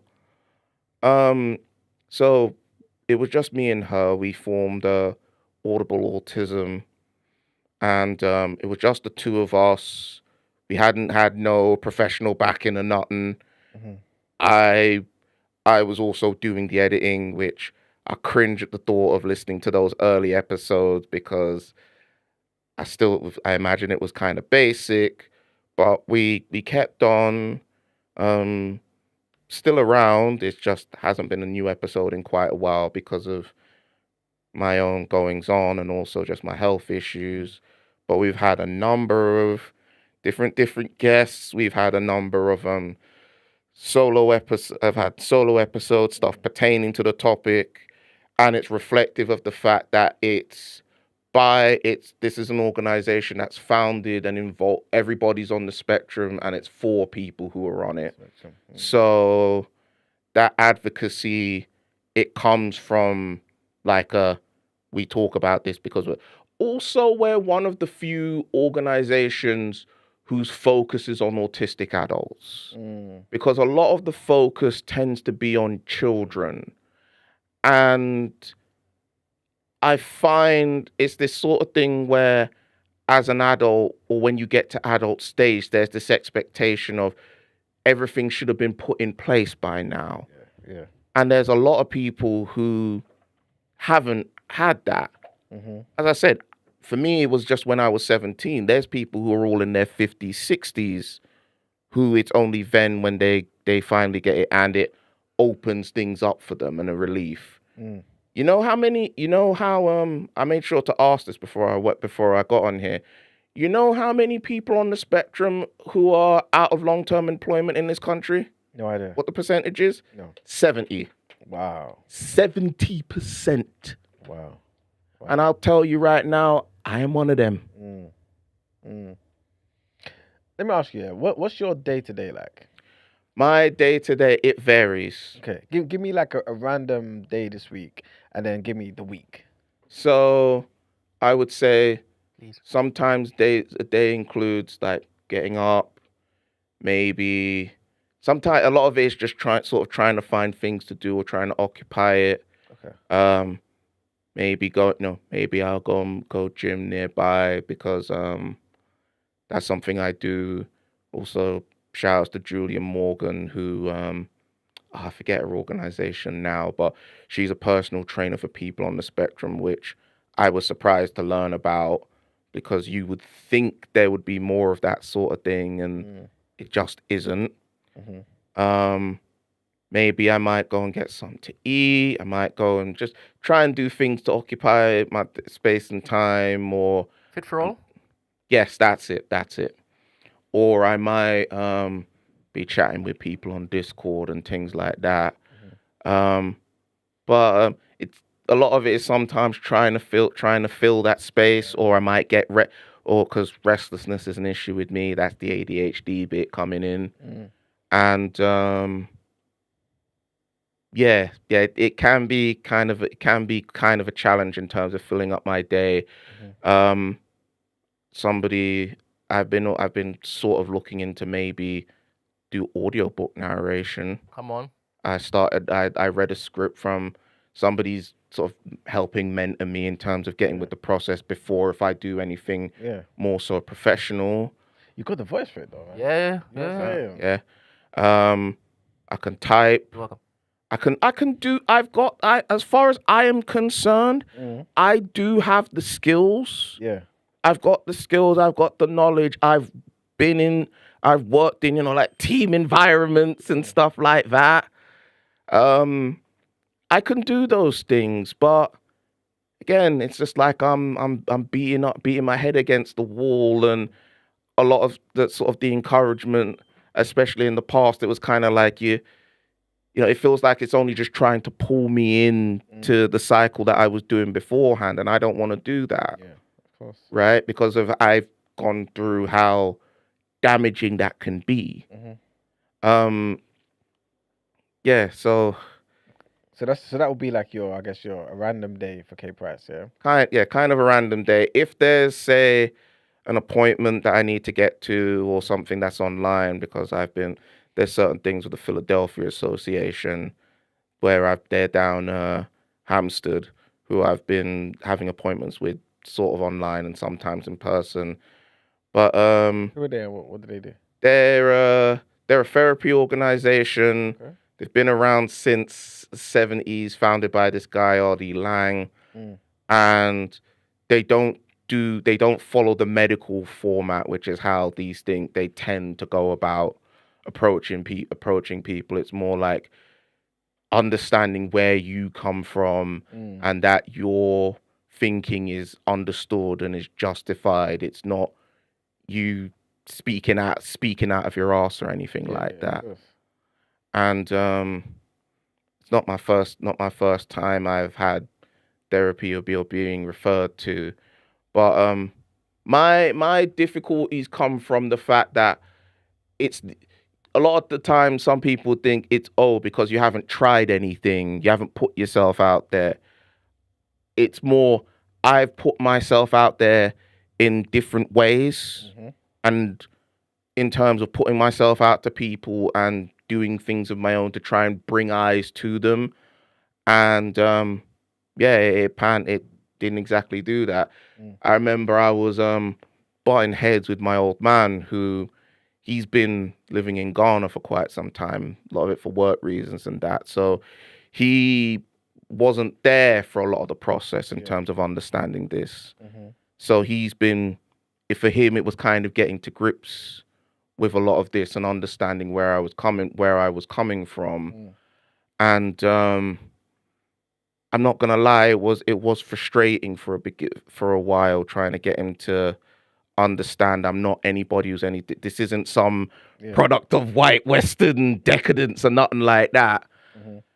And I think getting him to speak with one or two of my advisors, he's been getting to grips with it and getting to understand it. And I'm not gonna lie, I'm just a boy who needs his father. You know, there was times then and now where it would just to have him in terms of my corner, it would have been appreciated. And he's somebody who he's gone through things. Yeah. He admits he's made his mistakes, and I've had to go and visit him in situations I rather wouldn't have when I was younger. Yeah. And I'm going off track here, but it's something that comes to mind because I always hear certain people come with this talk where it's like your outcome of your life was totally dependent on whether you had a dad in your life or not. And I'm thinking, well, I've had my old man, and then for a period of time I didn't have him, and then he came back. So which is worse? You know?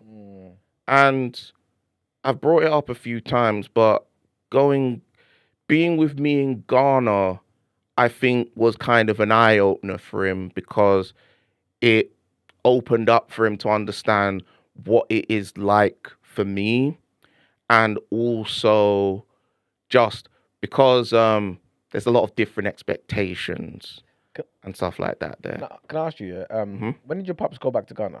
And like, how long has he been like away from you? About 10 years or so. He does visit. Yeah. He does visit. I would say from when I was in uni, but he does visit sometimes, and he always comes to try and make sure to see me, and he messages on WhatsApp and stuff like that. Pick him up, man. Yeah. So but it would have been, I guess, the first time in a long time where you've been together in the same space for a sustained period of time. Yes. Okay. Yes. Okay. So and I'm grateful that he was me and my mother's guide, because it would have been a very, very, very different thing if he wasn't there. So your mum went as well? Yes. So what was your experience like in Ghana? How long was you there for? We was there for 15 days. I was utterly petrified before going Yeah. because this was a thing that should have been done long time ago. And when I got there, it was like I finally made it. And first thing I said to my mother was, well, my name isn't so uncommon now that I'm here. That's it. Right. That's it. And I say this, it was as much me coming home as it was me being a tourist. Because I was only there for the 15 days. I wasn't there to set up a living, you know. I've got my Ghana passport now. Come on. Right? But no, it wasn't like you know, it was just for me trying to understand and think about it. And I learned things about him and family that was like, okay, this answers questions that I've had. Yeah, of course. And I need to tell you all this. Come on. When I went to Elmina Castle, I knew right? he was gonna say that, you know. Oh, E-man, let me tell you this, right? Yeah. My story going there. Tell them what the castle is, please. Elmina Castle, biggest castle, like slavery castle in West Africa. It was a 4-hour drive there, 4-hour drive back. Let me tell you something. It wasn't the only one I went, but my experience going there, it was difficult, but not for the ways that you would expect. Because we had a terrible tour group. Ah, okay. Because we had to deal with people talking over the guide. Yeah. There was 1 or 2 people there was a group who had translators who split, and then they came back together as one group, and they were talking loud. And some of the places were echoey. So, and I'm not gonna lie, I got frustrated because I'm trying to hear the man in front of me. Yeah, of course. I'm not trying to hear you lot. And then out of nowhere, it started raining.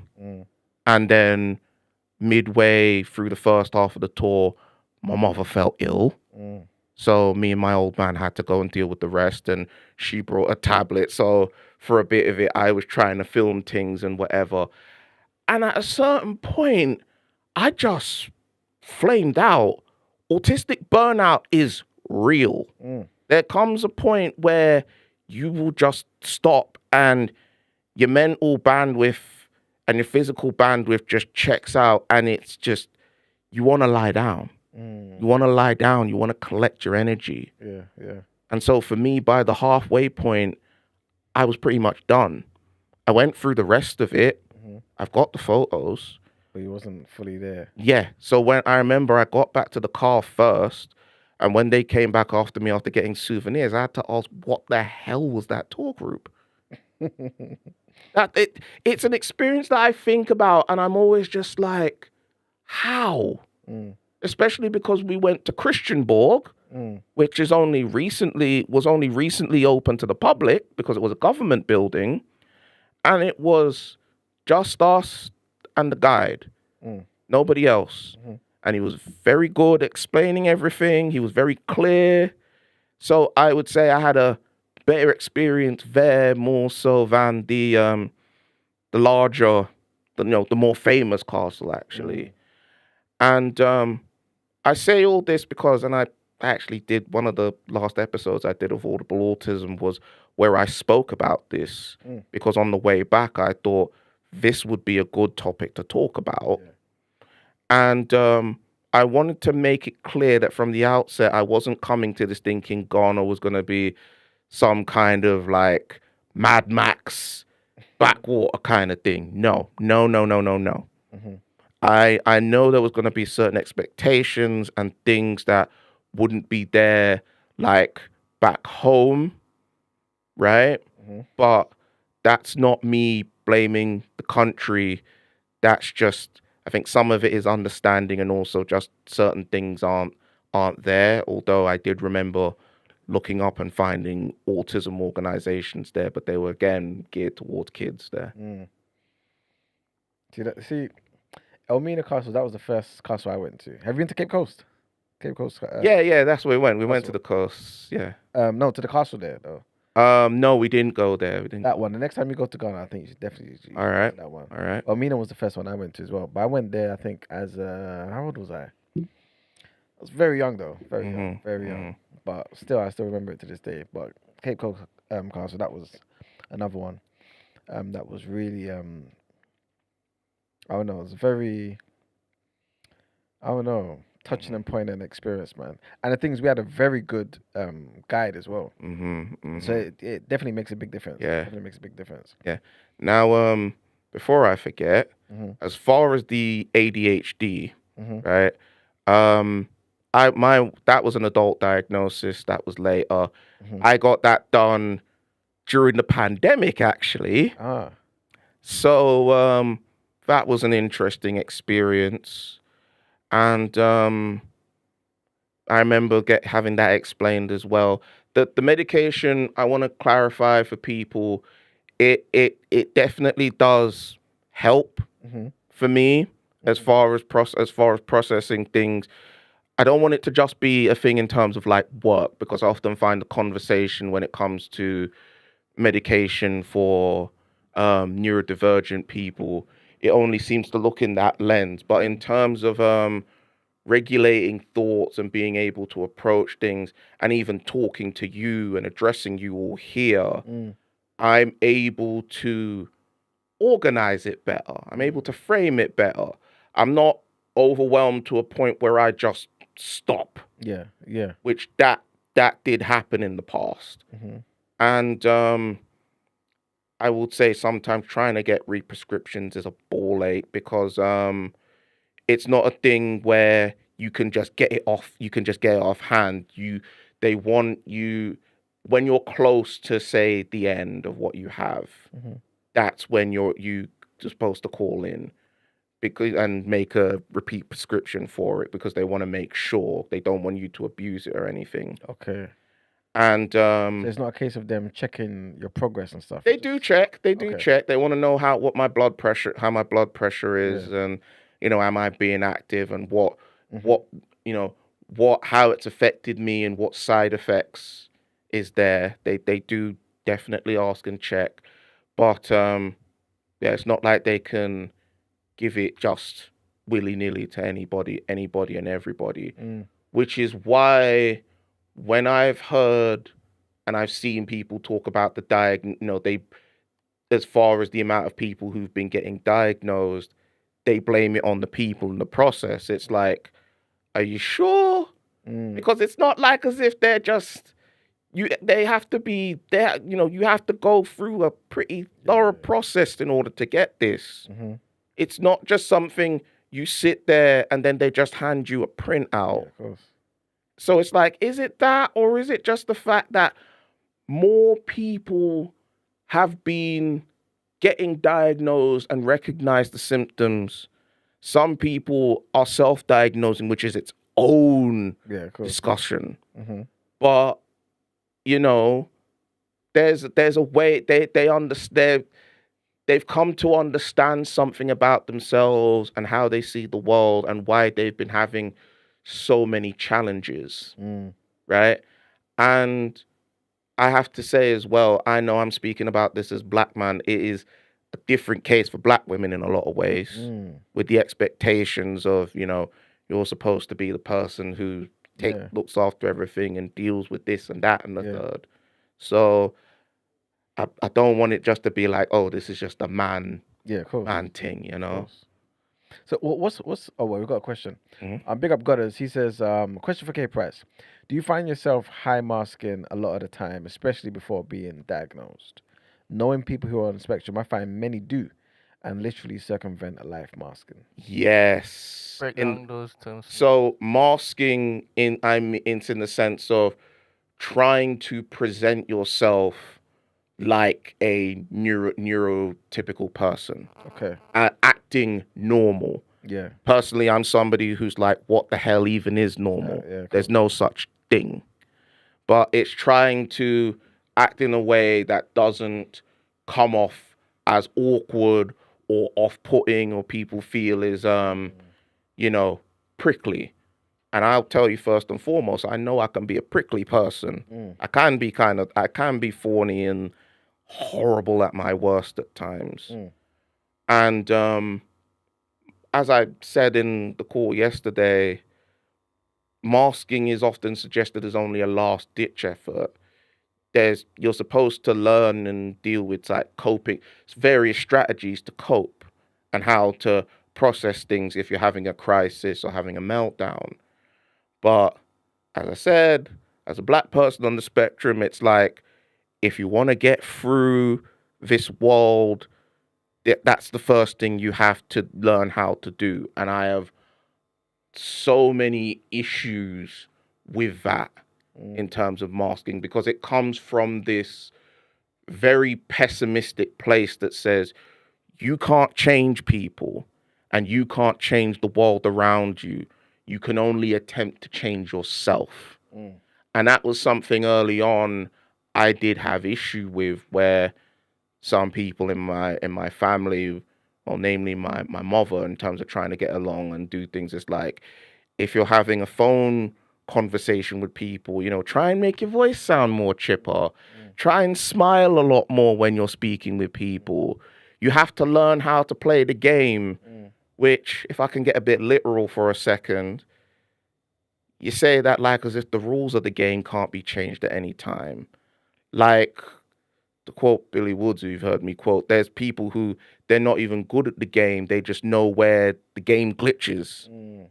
Do you two man know what speedrunners are? The people who, they play games and there's different types and they do it to go as far, try and get through as fast as possible. So these things are not fixed as some people make them out to be.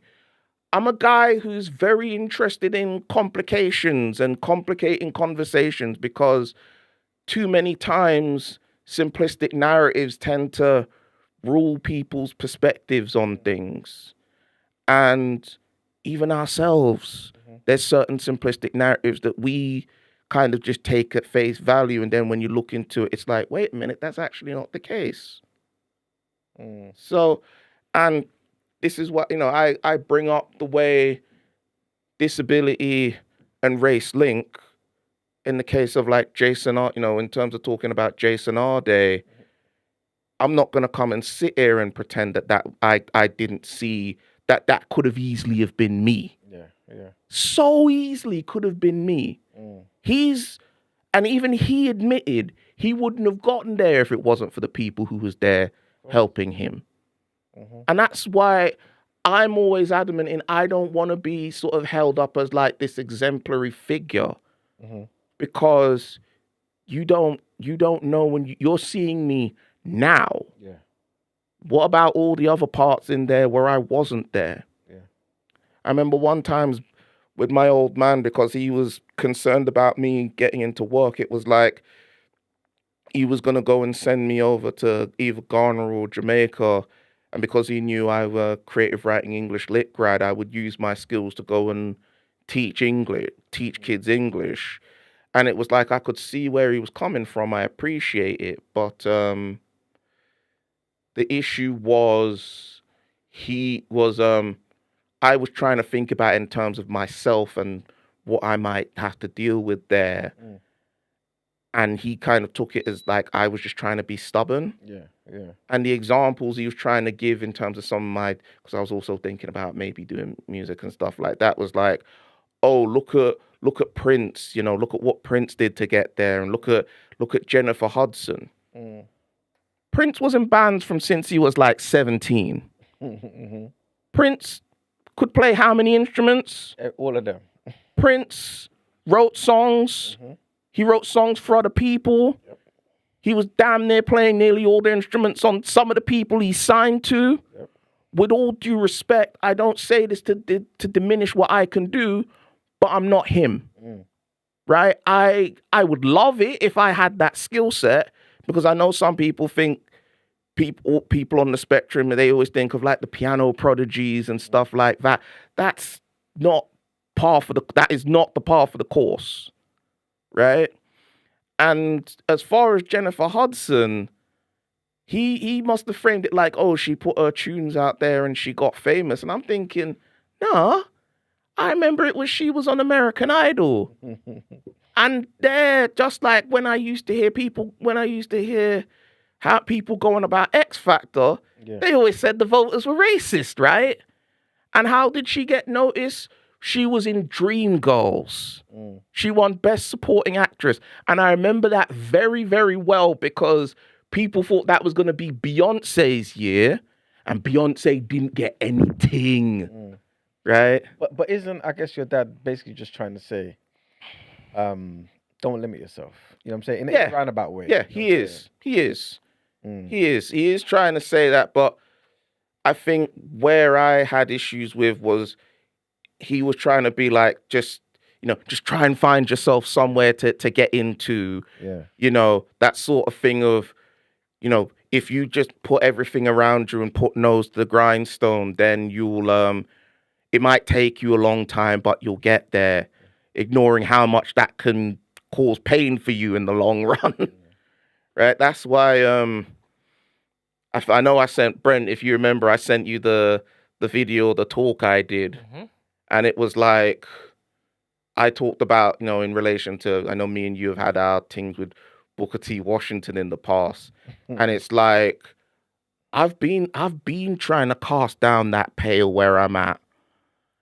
And it hasn't come across for me. Yeah, of course. And I'm gonna be honest with you. Can I say certain words on here? Of course. All right. There's been more than one times where I've been like, fuck this. Charles Mingus, the jazz musician, very bad-tempered man. I remember there's an incident where he was performing and people must have been clinking their glasses and that.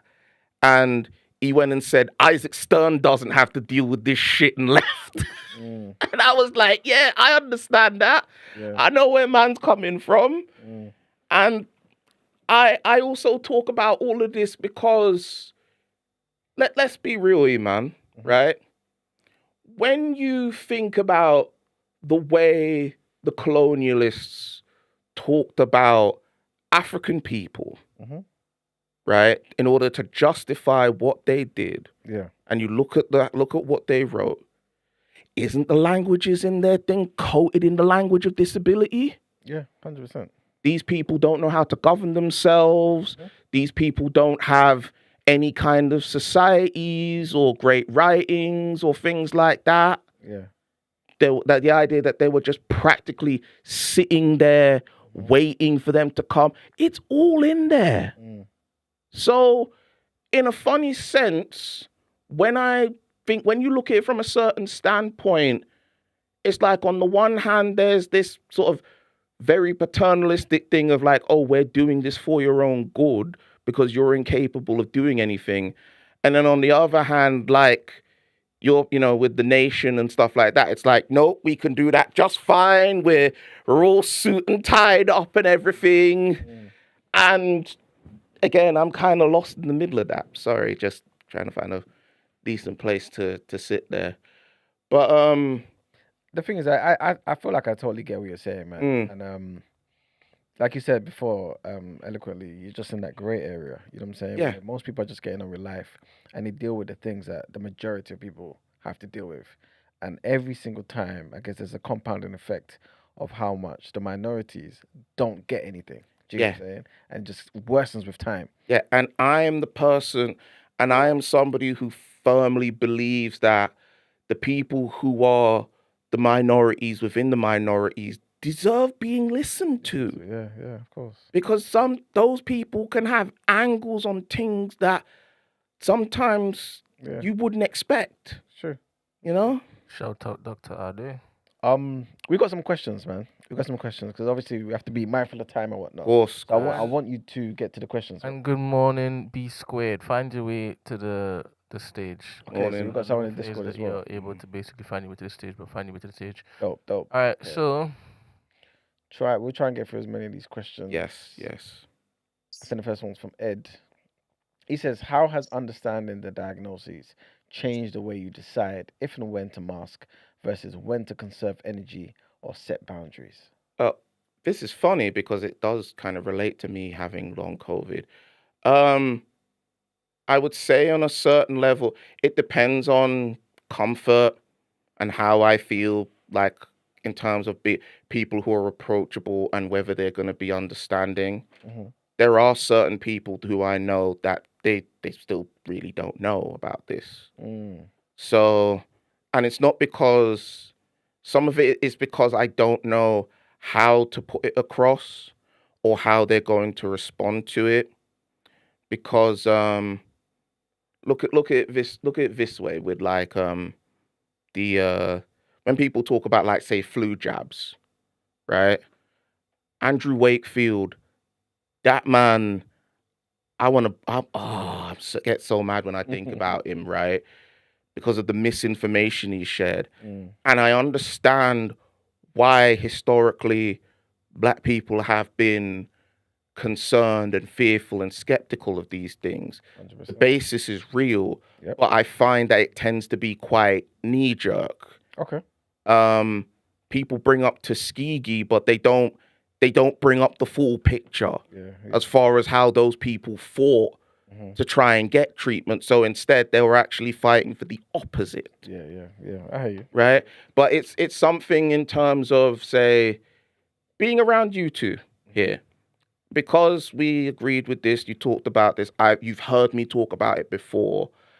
I feel comfortable in that you two understand where I'm coming from. Yeah. And even though you, Eman, you said you don't have the knowledge, Yeah. I like to think I've helped at least trying to give you signposting and things to try and 100%. look into and understand. Yeah. And I refuse to talk to people like they're idiots. Mm. I refuse to do that. So yeah, thank you, Ed. Appreciate that. Next question. Next question is from Ed again. All right. So Ed says, for someone who thinks they might be neurodivergent but ain't been assessed, what reflective questions or observational habits have been most clarifying for you? Thinking about how I've interacted or communicated with people, what I find, certain things that I find easy, they find easier compared to me. Mm-hmm. How else would I say this? Reflecting on part of the reason I think about is I think some of the issues with in terms of like getting funding from places, it's like the information and how they depict autistic people is like they live these sad, miserable lives, and that's not one-on-one. Mm-hmm. Also, like maybe having family involved to try and make this a thing with understanding, because that can be necessary. There are organizations you can go to. I've already mentioned the NAS and I've mentioned mine. They are there, and you can call and you can speak to them about it. Mm-hmm. And people who work in groups in terms of like disability advisors and mentorships and things like that, those are people who you can speak to and listen to and trust. It's best to speak with a person and not just go off the internet, Mm-hmm. because sometimes what you get might just be, totally opposite to what you're looking for, or give you the wrong ideas with it. So yeah, that I think, I hope I answered that all right. Okay. Thank you. We've got a question from Izzy, Mhm. who says, great discussion. Hello? One second. Great discussion. I recall comments about Dean Forbes, so wanted to hear what good representation looks like for K Price and who he feels represents him, if anyone. Well, as far as Dean Forbes, he represents a particular kind of person, the sort of self-made, like, black businessman. And especially because I know my man came from Lewisham and that. So for people who, in terms of like personal sort of like individual, status and wealth, I feel like that's more so what he represents. And I kind of have an issue because the whole thing of a success for one is a success for all. I'm not a fan of the trickle down blackness thing. I think that comes from a place and time where there was less people in visible positions, and now that there's more, we've even got like how many black billionaires, and things haven't exactly panned out as it hoped. Like, we need to be a bit more critical of that, and we need to think about what it, the black middle class. They've been the whipping boys over in the States as far as wanting to be leaders and at the same time not wanting anything to do with people for how many years. And then they wonder why other groups that people might consider harmful go and get people who are members. So that's how I feel about Forbes. What was the second half? It was representation. What does good representation look like? And Well, is anyone that you feel represents? I believe good representation to me is the full richness of the various varieties of black people, that they come in. Okay. I am somebody who views that the black community, that term is an umbrella for the many different groups and different that make up a larger thing. And those differences are what makes is the strength of us. When I have heard people talk about, oh, we need more unity, what they really want is more unanimity, which is people thinking and agreeing in lockstep. And that's not possible. And it's not because of anything to do with slavery or anything like that. It's because we're human beings. We're not bees. Right? And even I'd start going on the flipping, I'd start tearing into the Willie Lynch letter, but we got more questions, so I'd leave it there. Have we got any more questions, Brent? Anybody who's added TDA, Yeah. I'm putting it on the screen. You'll need to get used to doing that because I don't see it. But yeah, I'm not looking up 24/7. So at the day after TNB, and it pops up in orange, and then I platform it. But yeah, just more fuller representations of people, of people, from people like myself, from people who have different ways of seeing of identity and everything. Yeah. I know I have a friend of mine who lives over in the States. I think they're of a Haitian background. And I can't believe I'm bringing this up and bringing this up. They make their own personalized sex toys to sell to people. Come on. And Wait a minute. there's somebody who's gone through, yes, I did say, and they can honestly say, like, in terms of their experiences in interacting like sexually with people, they've done so under all the different variants of gender that is currently recognized. Okay. And there's people out there who, hearing me say this, would be like, they want to squint up their face and be like, what that? I said to them, I think that's cool as shit. I feel like I know Mystique from X-Men. So power to you. Genuinely, I rate that. I rate that, and I like that they're living as who they are and they are comfortable. But also, something?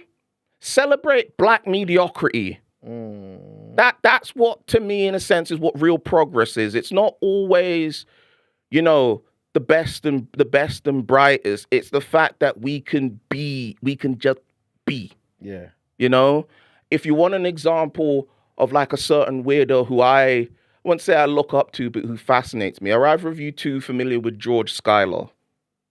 No. George Schuyler was this black writer and satirist, very strange man. He didn't pull any punches. He wrote in the black press. He was unsparing to loads of different groups. And he wrote a book that I adore this satirical book called Black No More. And the whole gist that it centers on this guy who's a doctor, Junius Crookman, who believes he's come up with a thing that will solve the race problem in America, which is a process that can turn black people white. And the first guy who takes it is this guy who's rejected by this white woman at a speakeasy. And after he goes and does it, he decides, I want everything that white America can offer, and I go and find this person. And it goes to some mad places. I'm a man who likes his science fiction, right? One of my favorite writers ever is Samuel R. Delany. He's in his 80s now. Black, gay, and he's dyslexic. Right? You think you hear me talk? Wait till you hear him. Come on. That's a guy who's one of my people. I would say the way I describe the people who I look to, it tends to be like people who march to their own drum, not because they were trying to be contrarian, but that's just where they were compelled to go. That's who they were, right? And I have a large variety of people there. Even like my Aunt Valerie over there in Jamaica, Grace Jones, who through the help of a certain person got me into Afro punk when I saw them at Ali Pali. Like, come on. Yeah. You know? All right. We got a few more questions. It's funny you mentioned the whole mediocrity thing though, because Gary Young put out a quote recently, where it says, "When people talk about the need for black excellence, I counter with an insistence on black mediocrity. Yeah. The right for black people to be average, flawed, compromised, and mistaken as any other group of people. The right ultimately to be human." Yeah. R.I.P. Jason Arde. Exactly. Yeah. Exactly. And I feel like in terms of when I talk about this, it's like, you know, the amount of people who end up falling through the cracks in this, and those are people who in a lot of instances have fought hard for the black community, and then they get treated like dirt. I can't abide by that. Yeah. I can't abide by that, no. I hear it. Miraculous Miri has a question. He says, how does Mr. Price navigate the world of love, dating, and intimacy? How does he see himself within it? And if you throw in the personalized sex toys, if it fits. Well, as far as navigating the world of love, let's just say I've tried and it hasn't exactly been successful. The only 2 relationships I have had were online based.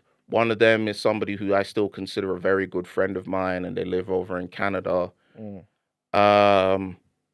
Yeah, it can be quite exhausting, and it can be like quite diminishing in returns, especially you try and put out, just in terms of, you know, trying to present yourself in the best way, and then things don't budge. Or maybe if you make a bit of you try and start something and then it seems like it's going somewhere, but it doesn't. And also because of, in terms of being neurodivergent and certain, you know, with personal interests, sometimes it can lead you into, it can put you end up in spaces where a lot of the people who take up that there don't really exactly look like you. And some people see that as like, oh, you must be, you know, you must have some sort of self-hatred thing, or you're trying to deny yourself and whatever. No, I just want to go and explore things. Why not? Why can't I go and do things? E-man, Farrakhan plays violin. Yeah, big him up. Nobody, I don't see anybody coming for him about that. Possible. They can't. Is that just because he's the minister? No, but also black people play. Yeah, how have you put that? I don't understand. As in, does he lose points for playing? No, I'm just saying I don't see anybody thinking, no, he's doing some like white people thing by having the ability to go and do that because it's not typical or whatever. Right? You know, there's been bare different things. Yeah. So I forgot we had someone in Discord. And by the way, you can go on Spotify. You can listen to the Minister's album. You understand? He has an album. Yeah, of course. Of course. You are so shameless. You know that. I love the Minister. I You love the are Minister. so shameless. Bro, I didn't know that. Have you ever sampled him? No, I haven't. No. Okay. All right. Good morning, B squared. What we saying? Can you guys hear me? Yes. Yep. Um, how do I start? I firstly want to apologize because I haven't been able to listen to the full show, Take but your I will time. do that afterwards because I've had meetings in between. This is more of a selfish question which I'm posing towards K Price. I've loved the show so far. Mm-hmm. What I wanted to ask, in the last maybe 5 years plus, Mm-hmm. a lot of people around me are almost like yourself getting these neurodivergent um I don't want to say label, but they're finding out that they're neurodivergent basically. Yes. um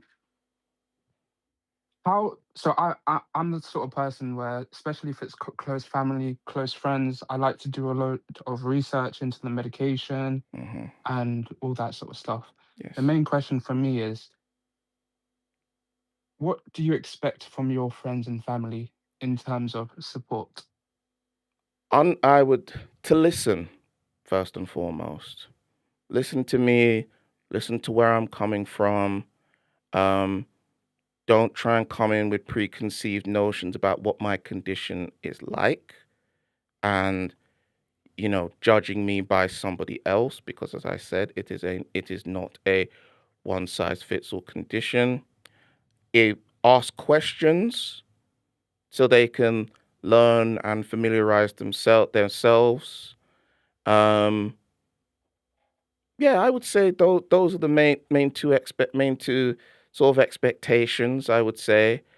Um, Also, how would I put this as well? Like, in terms of I try and, I would say there needs to be maybe more spaces or like organizations and things. Not that there aren't some things there, but to provide spaces for them and groups for them. And, you know, like I said, just to try and understand, not just for people on the spectrum, but just the black people who are, the black disabled or differently abled. And also I would say, people who have invisible disabilities often aren't extended the same kind of sympathy as those who have them, who are visible, right? Which is something that is a broad concern that I have. And yeah, just also to be mindful of maybe, thinking of how to assist them in terms of crisis, or if they're having a moment where it seems like they're being overwhelmed and things like that. It's all, they're just as valuable and valid and just as important. So yeah. Okay. Thank you. My other question Hmm. was, I don't know if you spoke about it earlier today. Obviously you got your damn, what's the word? Diagnosis. Thank you. You got your diagnosis at age 17, 18. Hmm. How was it growing up? Because, for example, I don't want to go into specifics surrounding my Hmm. close friends and family, but because of the Afrocentric view towards disabilities, what seemed like misbehavior was actually neurodivergence. So Yeah. how was that growing up for you? Yeah, well, as I said, I had people saying that it was a case of laziness, or like I was being difficult. It wasn't. There were certain times it wasn't easy, especially learning certain things like trying to tie my shoes or even times tables. And, you know, the frustration would be like, rather than maybe stepping back, it would be do it again. Try and be a bit, going a bit harder on it, because like that I think is also kind of an aspect of ableism, is, that sort of thing. But yeah, there's certain things as far as that it wasn't easy. I had friends. I definitely had friends, and I had people who I chat to and whatever, but there was definitely a number of times for me where it was like I wanted to be by myself because I could find it being exhausting, or I just wasn't in the mood for certain things. So, yeah. Could you see yourself almost like the flag waver for the community, just trying to explain and dissect to traditional parents what it's like for kids like yourself? I am not the only one. I would definitely say I'm an advocate, but I'm not the only one. And those people who are doing that work are, in terms of facilitating organizations, in terms of trying to educate people, they are deserving of just as much attention as me, right? Um, the empire we have, it's a variety of people. Like Sarah, who's in charge, is Jewish as well. We have Alex, my brother, who's like mixed as well. So, you know, there's things that overlap in terms of not just with with neurodiversity, but also, sexuality and gender and various other things. I apologize if I'm not totally answering your question, but best answer No, I can give there. And no need to apologize. I hope as far as whatever you're going through, it's sorted in the best way. You get what you need, and I'm down to talk if need be. Shout out Sarah though. Yeah, exactly. Come on. Yeah, I wouldn't say it's new to me, but like I said before, I'm the sort of person, especially when it's close family, I will do any research possible and be as empathetic as possible. Yeah. But I just wanted to hear from your perspective. Yeah. Empathy and understanding and listening is very key. There's more than one way to communicate, which I think is kind of the thing. Some people only think it's just that, but you can use through cue cards or through notes. There's other ways to try and get the point across.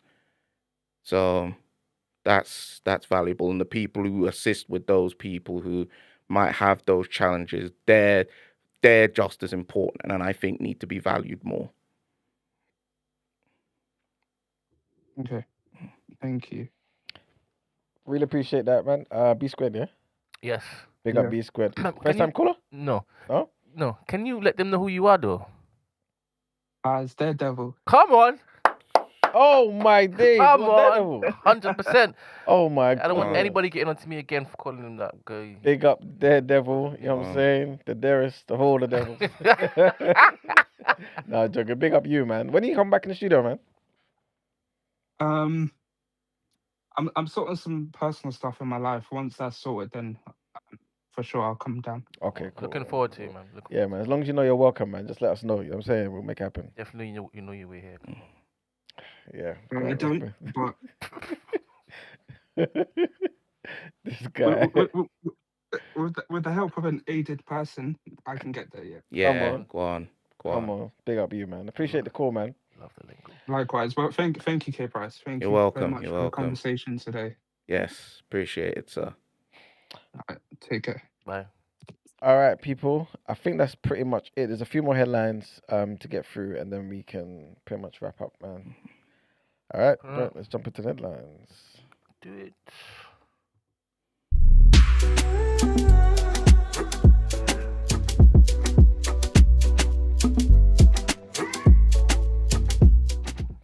All right, people. So some of these headlines are pretty much just a reminder and an update of ones that we've spoken about in the past week. And this next one is about Ebola and the outbreak in the DRC, which sadly has killed 2,325 people, surpassing the death toll from the 2018-2020 outbreak, and so is now the deadliest in the country's history. The confirmed number of people infected with the virus has risen to 4,945, including 101 new cases detected in the previous 24 hours. Sad, man. This is very sad. Tom Fletcher, who's the United Nations humanitarian chief, said in a statement on Friday that the outbreak is the fastest growing on record. We need speed, scale, and solidarity before this virus gets even further ahead of us. The outbreak, the DRC's 17th right? It's the 17th time, right? It was already the biggest in the country's history in terms of the number of cases, a milestone reached in late July. But the latest government data shows that the total number of deaths, again, like I said earlier, surpassed the 2,299 deaths that was recorded back in 2018, 2020, during that outbreak, which was previously the country's worst on record. Our next headline, still in Africa, but takes us to Zimbabwe, where police have recovered 8 bodies after a ferry capsized on Lake Kariba Lake Kariba 6 days ago, increasing the death toll to at least 92. The National Police Service confirmed the latest casualty count in a social media post on Monday after declaring on Sunday that 84 bodies had been found. Search efforts to find the remaining victims are still underway. Police noted that a large number of resources have been deployed, including 4 boats and more than 40 divers. They expect all bodies to be eventually found and surface. The disaster on Tuesday is believed to be the deadliest of its kind in Zimbabwe. The ferry capsized, for those who don't know, during the high winds on the lake near the Zambian border. And authorities said that the ferry's capacity was 90 people, but have not confirmed how many were on board. Earlier reports said that the vessel was overloaded and carrying as many as 153 passengers and crew. And our last headline is about the Tupac Shakur murder. That trial has now begun. Dwayne Keefe D. Davis is on trial for murder for his alleged role in the shooting of Shakur, who died after a drive-by shooting. The prosecutors alleged that Davis was on the ground, on-site commander of the effort to kill Tupac. And Davis is pleading not guilty, though he acknowledged a role in the shooting in a 2019 memoir that authorities have said is key to the case against the 63-year-old. He is the only living witness from the car that fired shots at Tupac. Last week, a jury of 6 men and 10 women was selected in the trial, which is expected to last about a month. And that is it for the headlines. K Price. Yes. You wanted to say something? Yeah, I did. As I was just thinking, as far as people who I look to as terms of like my idols, you familiar with Milford Graves? Come on. No. Millie. Milford Graves, free jazz drummer. He also did stuff as far as like heart monitoring and everything, and was a man who developed his own martial arts style called Full Mantis. That's a guy who I look to as far as like that, and how he made that style was interesting because he wanted to learn how to do martial arts. I've always loved martial arts movies from since I was a youth, man. That's my bedrock. And the Chinese in the area of Queens he lived in, they weren't teaching people outside. So he said he started reading. And the thing he observed was all the grandmasters talked about, you know, watching animals in the wilderness and developing their styles from there. So he decided, I want to learn the mantis. So he got 2 mantis, let them go in his garden, and he just sat and watched. And it's from that, he developed his style through that and doing sparring as well. And yeah, his own Full Mantis. Fascinating man, beloved by a lot of people too. Milford Grave Full Mantis, great documentary. Big him up. I recognize his picture now that I've seen his face. Yeah, big him up, man. But yeah, K Price, thank you for joining us, man. It's been an absolute pleasure. Yeah, if you want me back and to yammer on and talk about stuff, I didn't even get to talk about my sword and sorcery summer, which I've been reading through this year. But next time, yeah. Come on. Yeah, come on. And you know what? Before we go, can you recommend 1 to 3 books? 1 to 3 books. Right? You are a joker. You're a joker. 1 to 3 books that people can just pick up and be like, you know what? This is mandatory reading, or this is a good book for me. That I remember reading in 2026. All right. I will go through that. I'll try and see what I can recommend for. So, if you want a bit more of an entertaining read, and especially considering this person has got me reading up on going through, refreshing my memory on the Crusades again. Harold Lamb, Swords from the West. If you like, you know, your action-packed stuff there, then that's worth reading. I actually recommended this next book to somebody in the server, The Fortunes of Francis Barber, which is about the former slave turned manservant and friend of Dr. Samuel Johnson. Okay. which I learned about that from like just a bit through searching him and also actually visiting his house in London because I was like, yeah, I got a free day. I'm gonna go. Let me go and look. And last one, who would I recommend? I got too many things. Too many things I could suggest is the issue. Are you a Audible type of guy? Yeah. I like audiobooks as well. Yeah. You know what? Maurice Condier, the late great Guadeloupean writer, who wrote she wrote Segu. Segu is about I think it's to do with the Songhai Kingdom. It's a piece of historical fiction. I'd recommend that. I mean, Crossing the Mangrove is also great. And you know what? She didn't get more recognition in life because she sadly passed on. But Tanith Lee, fantasy writer, she wrote loads and a lot of it inventive. Birthgrave, Electric Forest, Syrian. Brent, I got the recommendations, man. Come on. I got the recommendations. I'm your guy. I've got the variety. Come on. You need to be on Temi's Yes, exactly. Yeah. show. Exactly, man. That would have been dope. Yeah. Also, I need to get around to this, but I got this Disability, A History of Resistance by David Turner.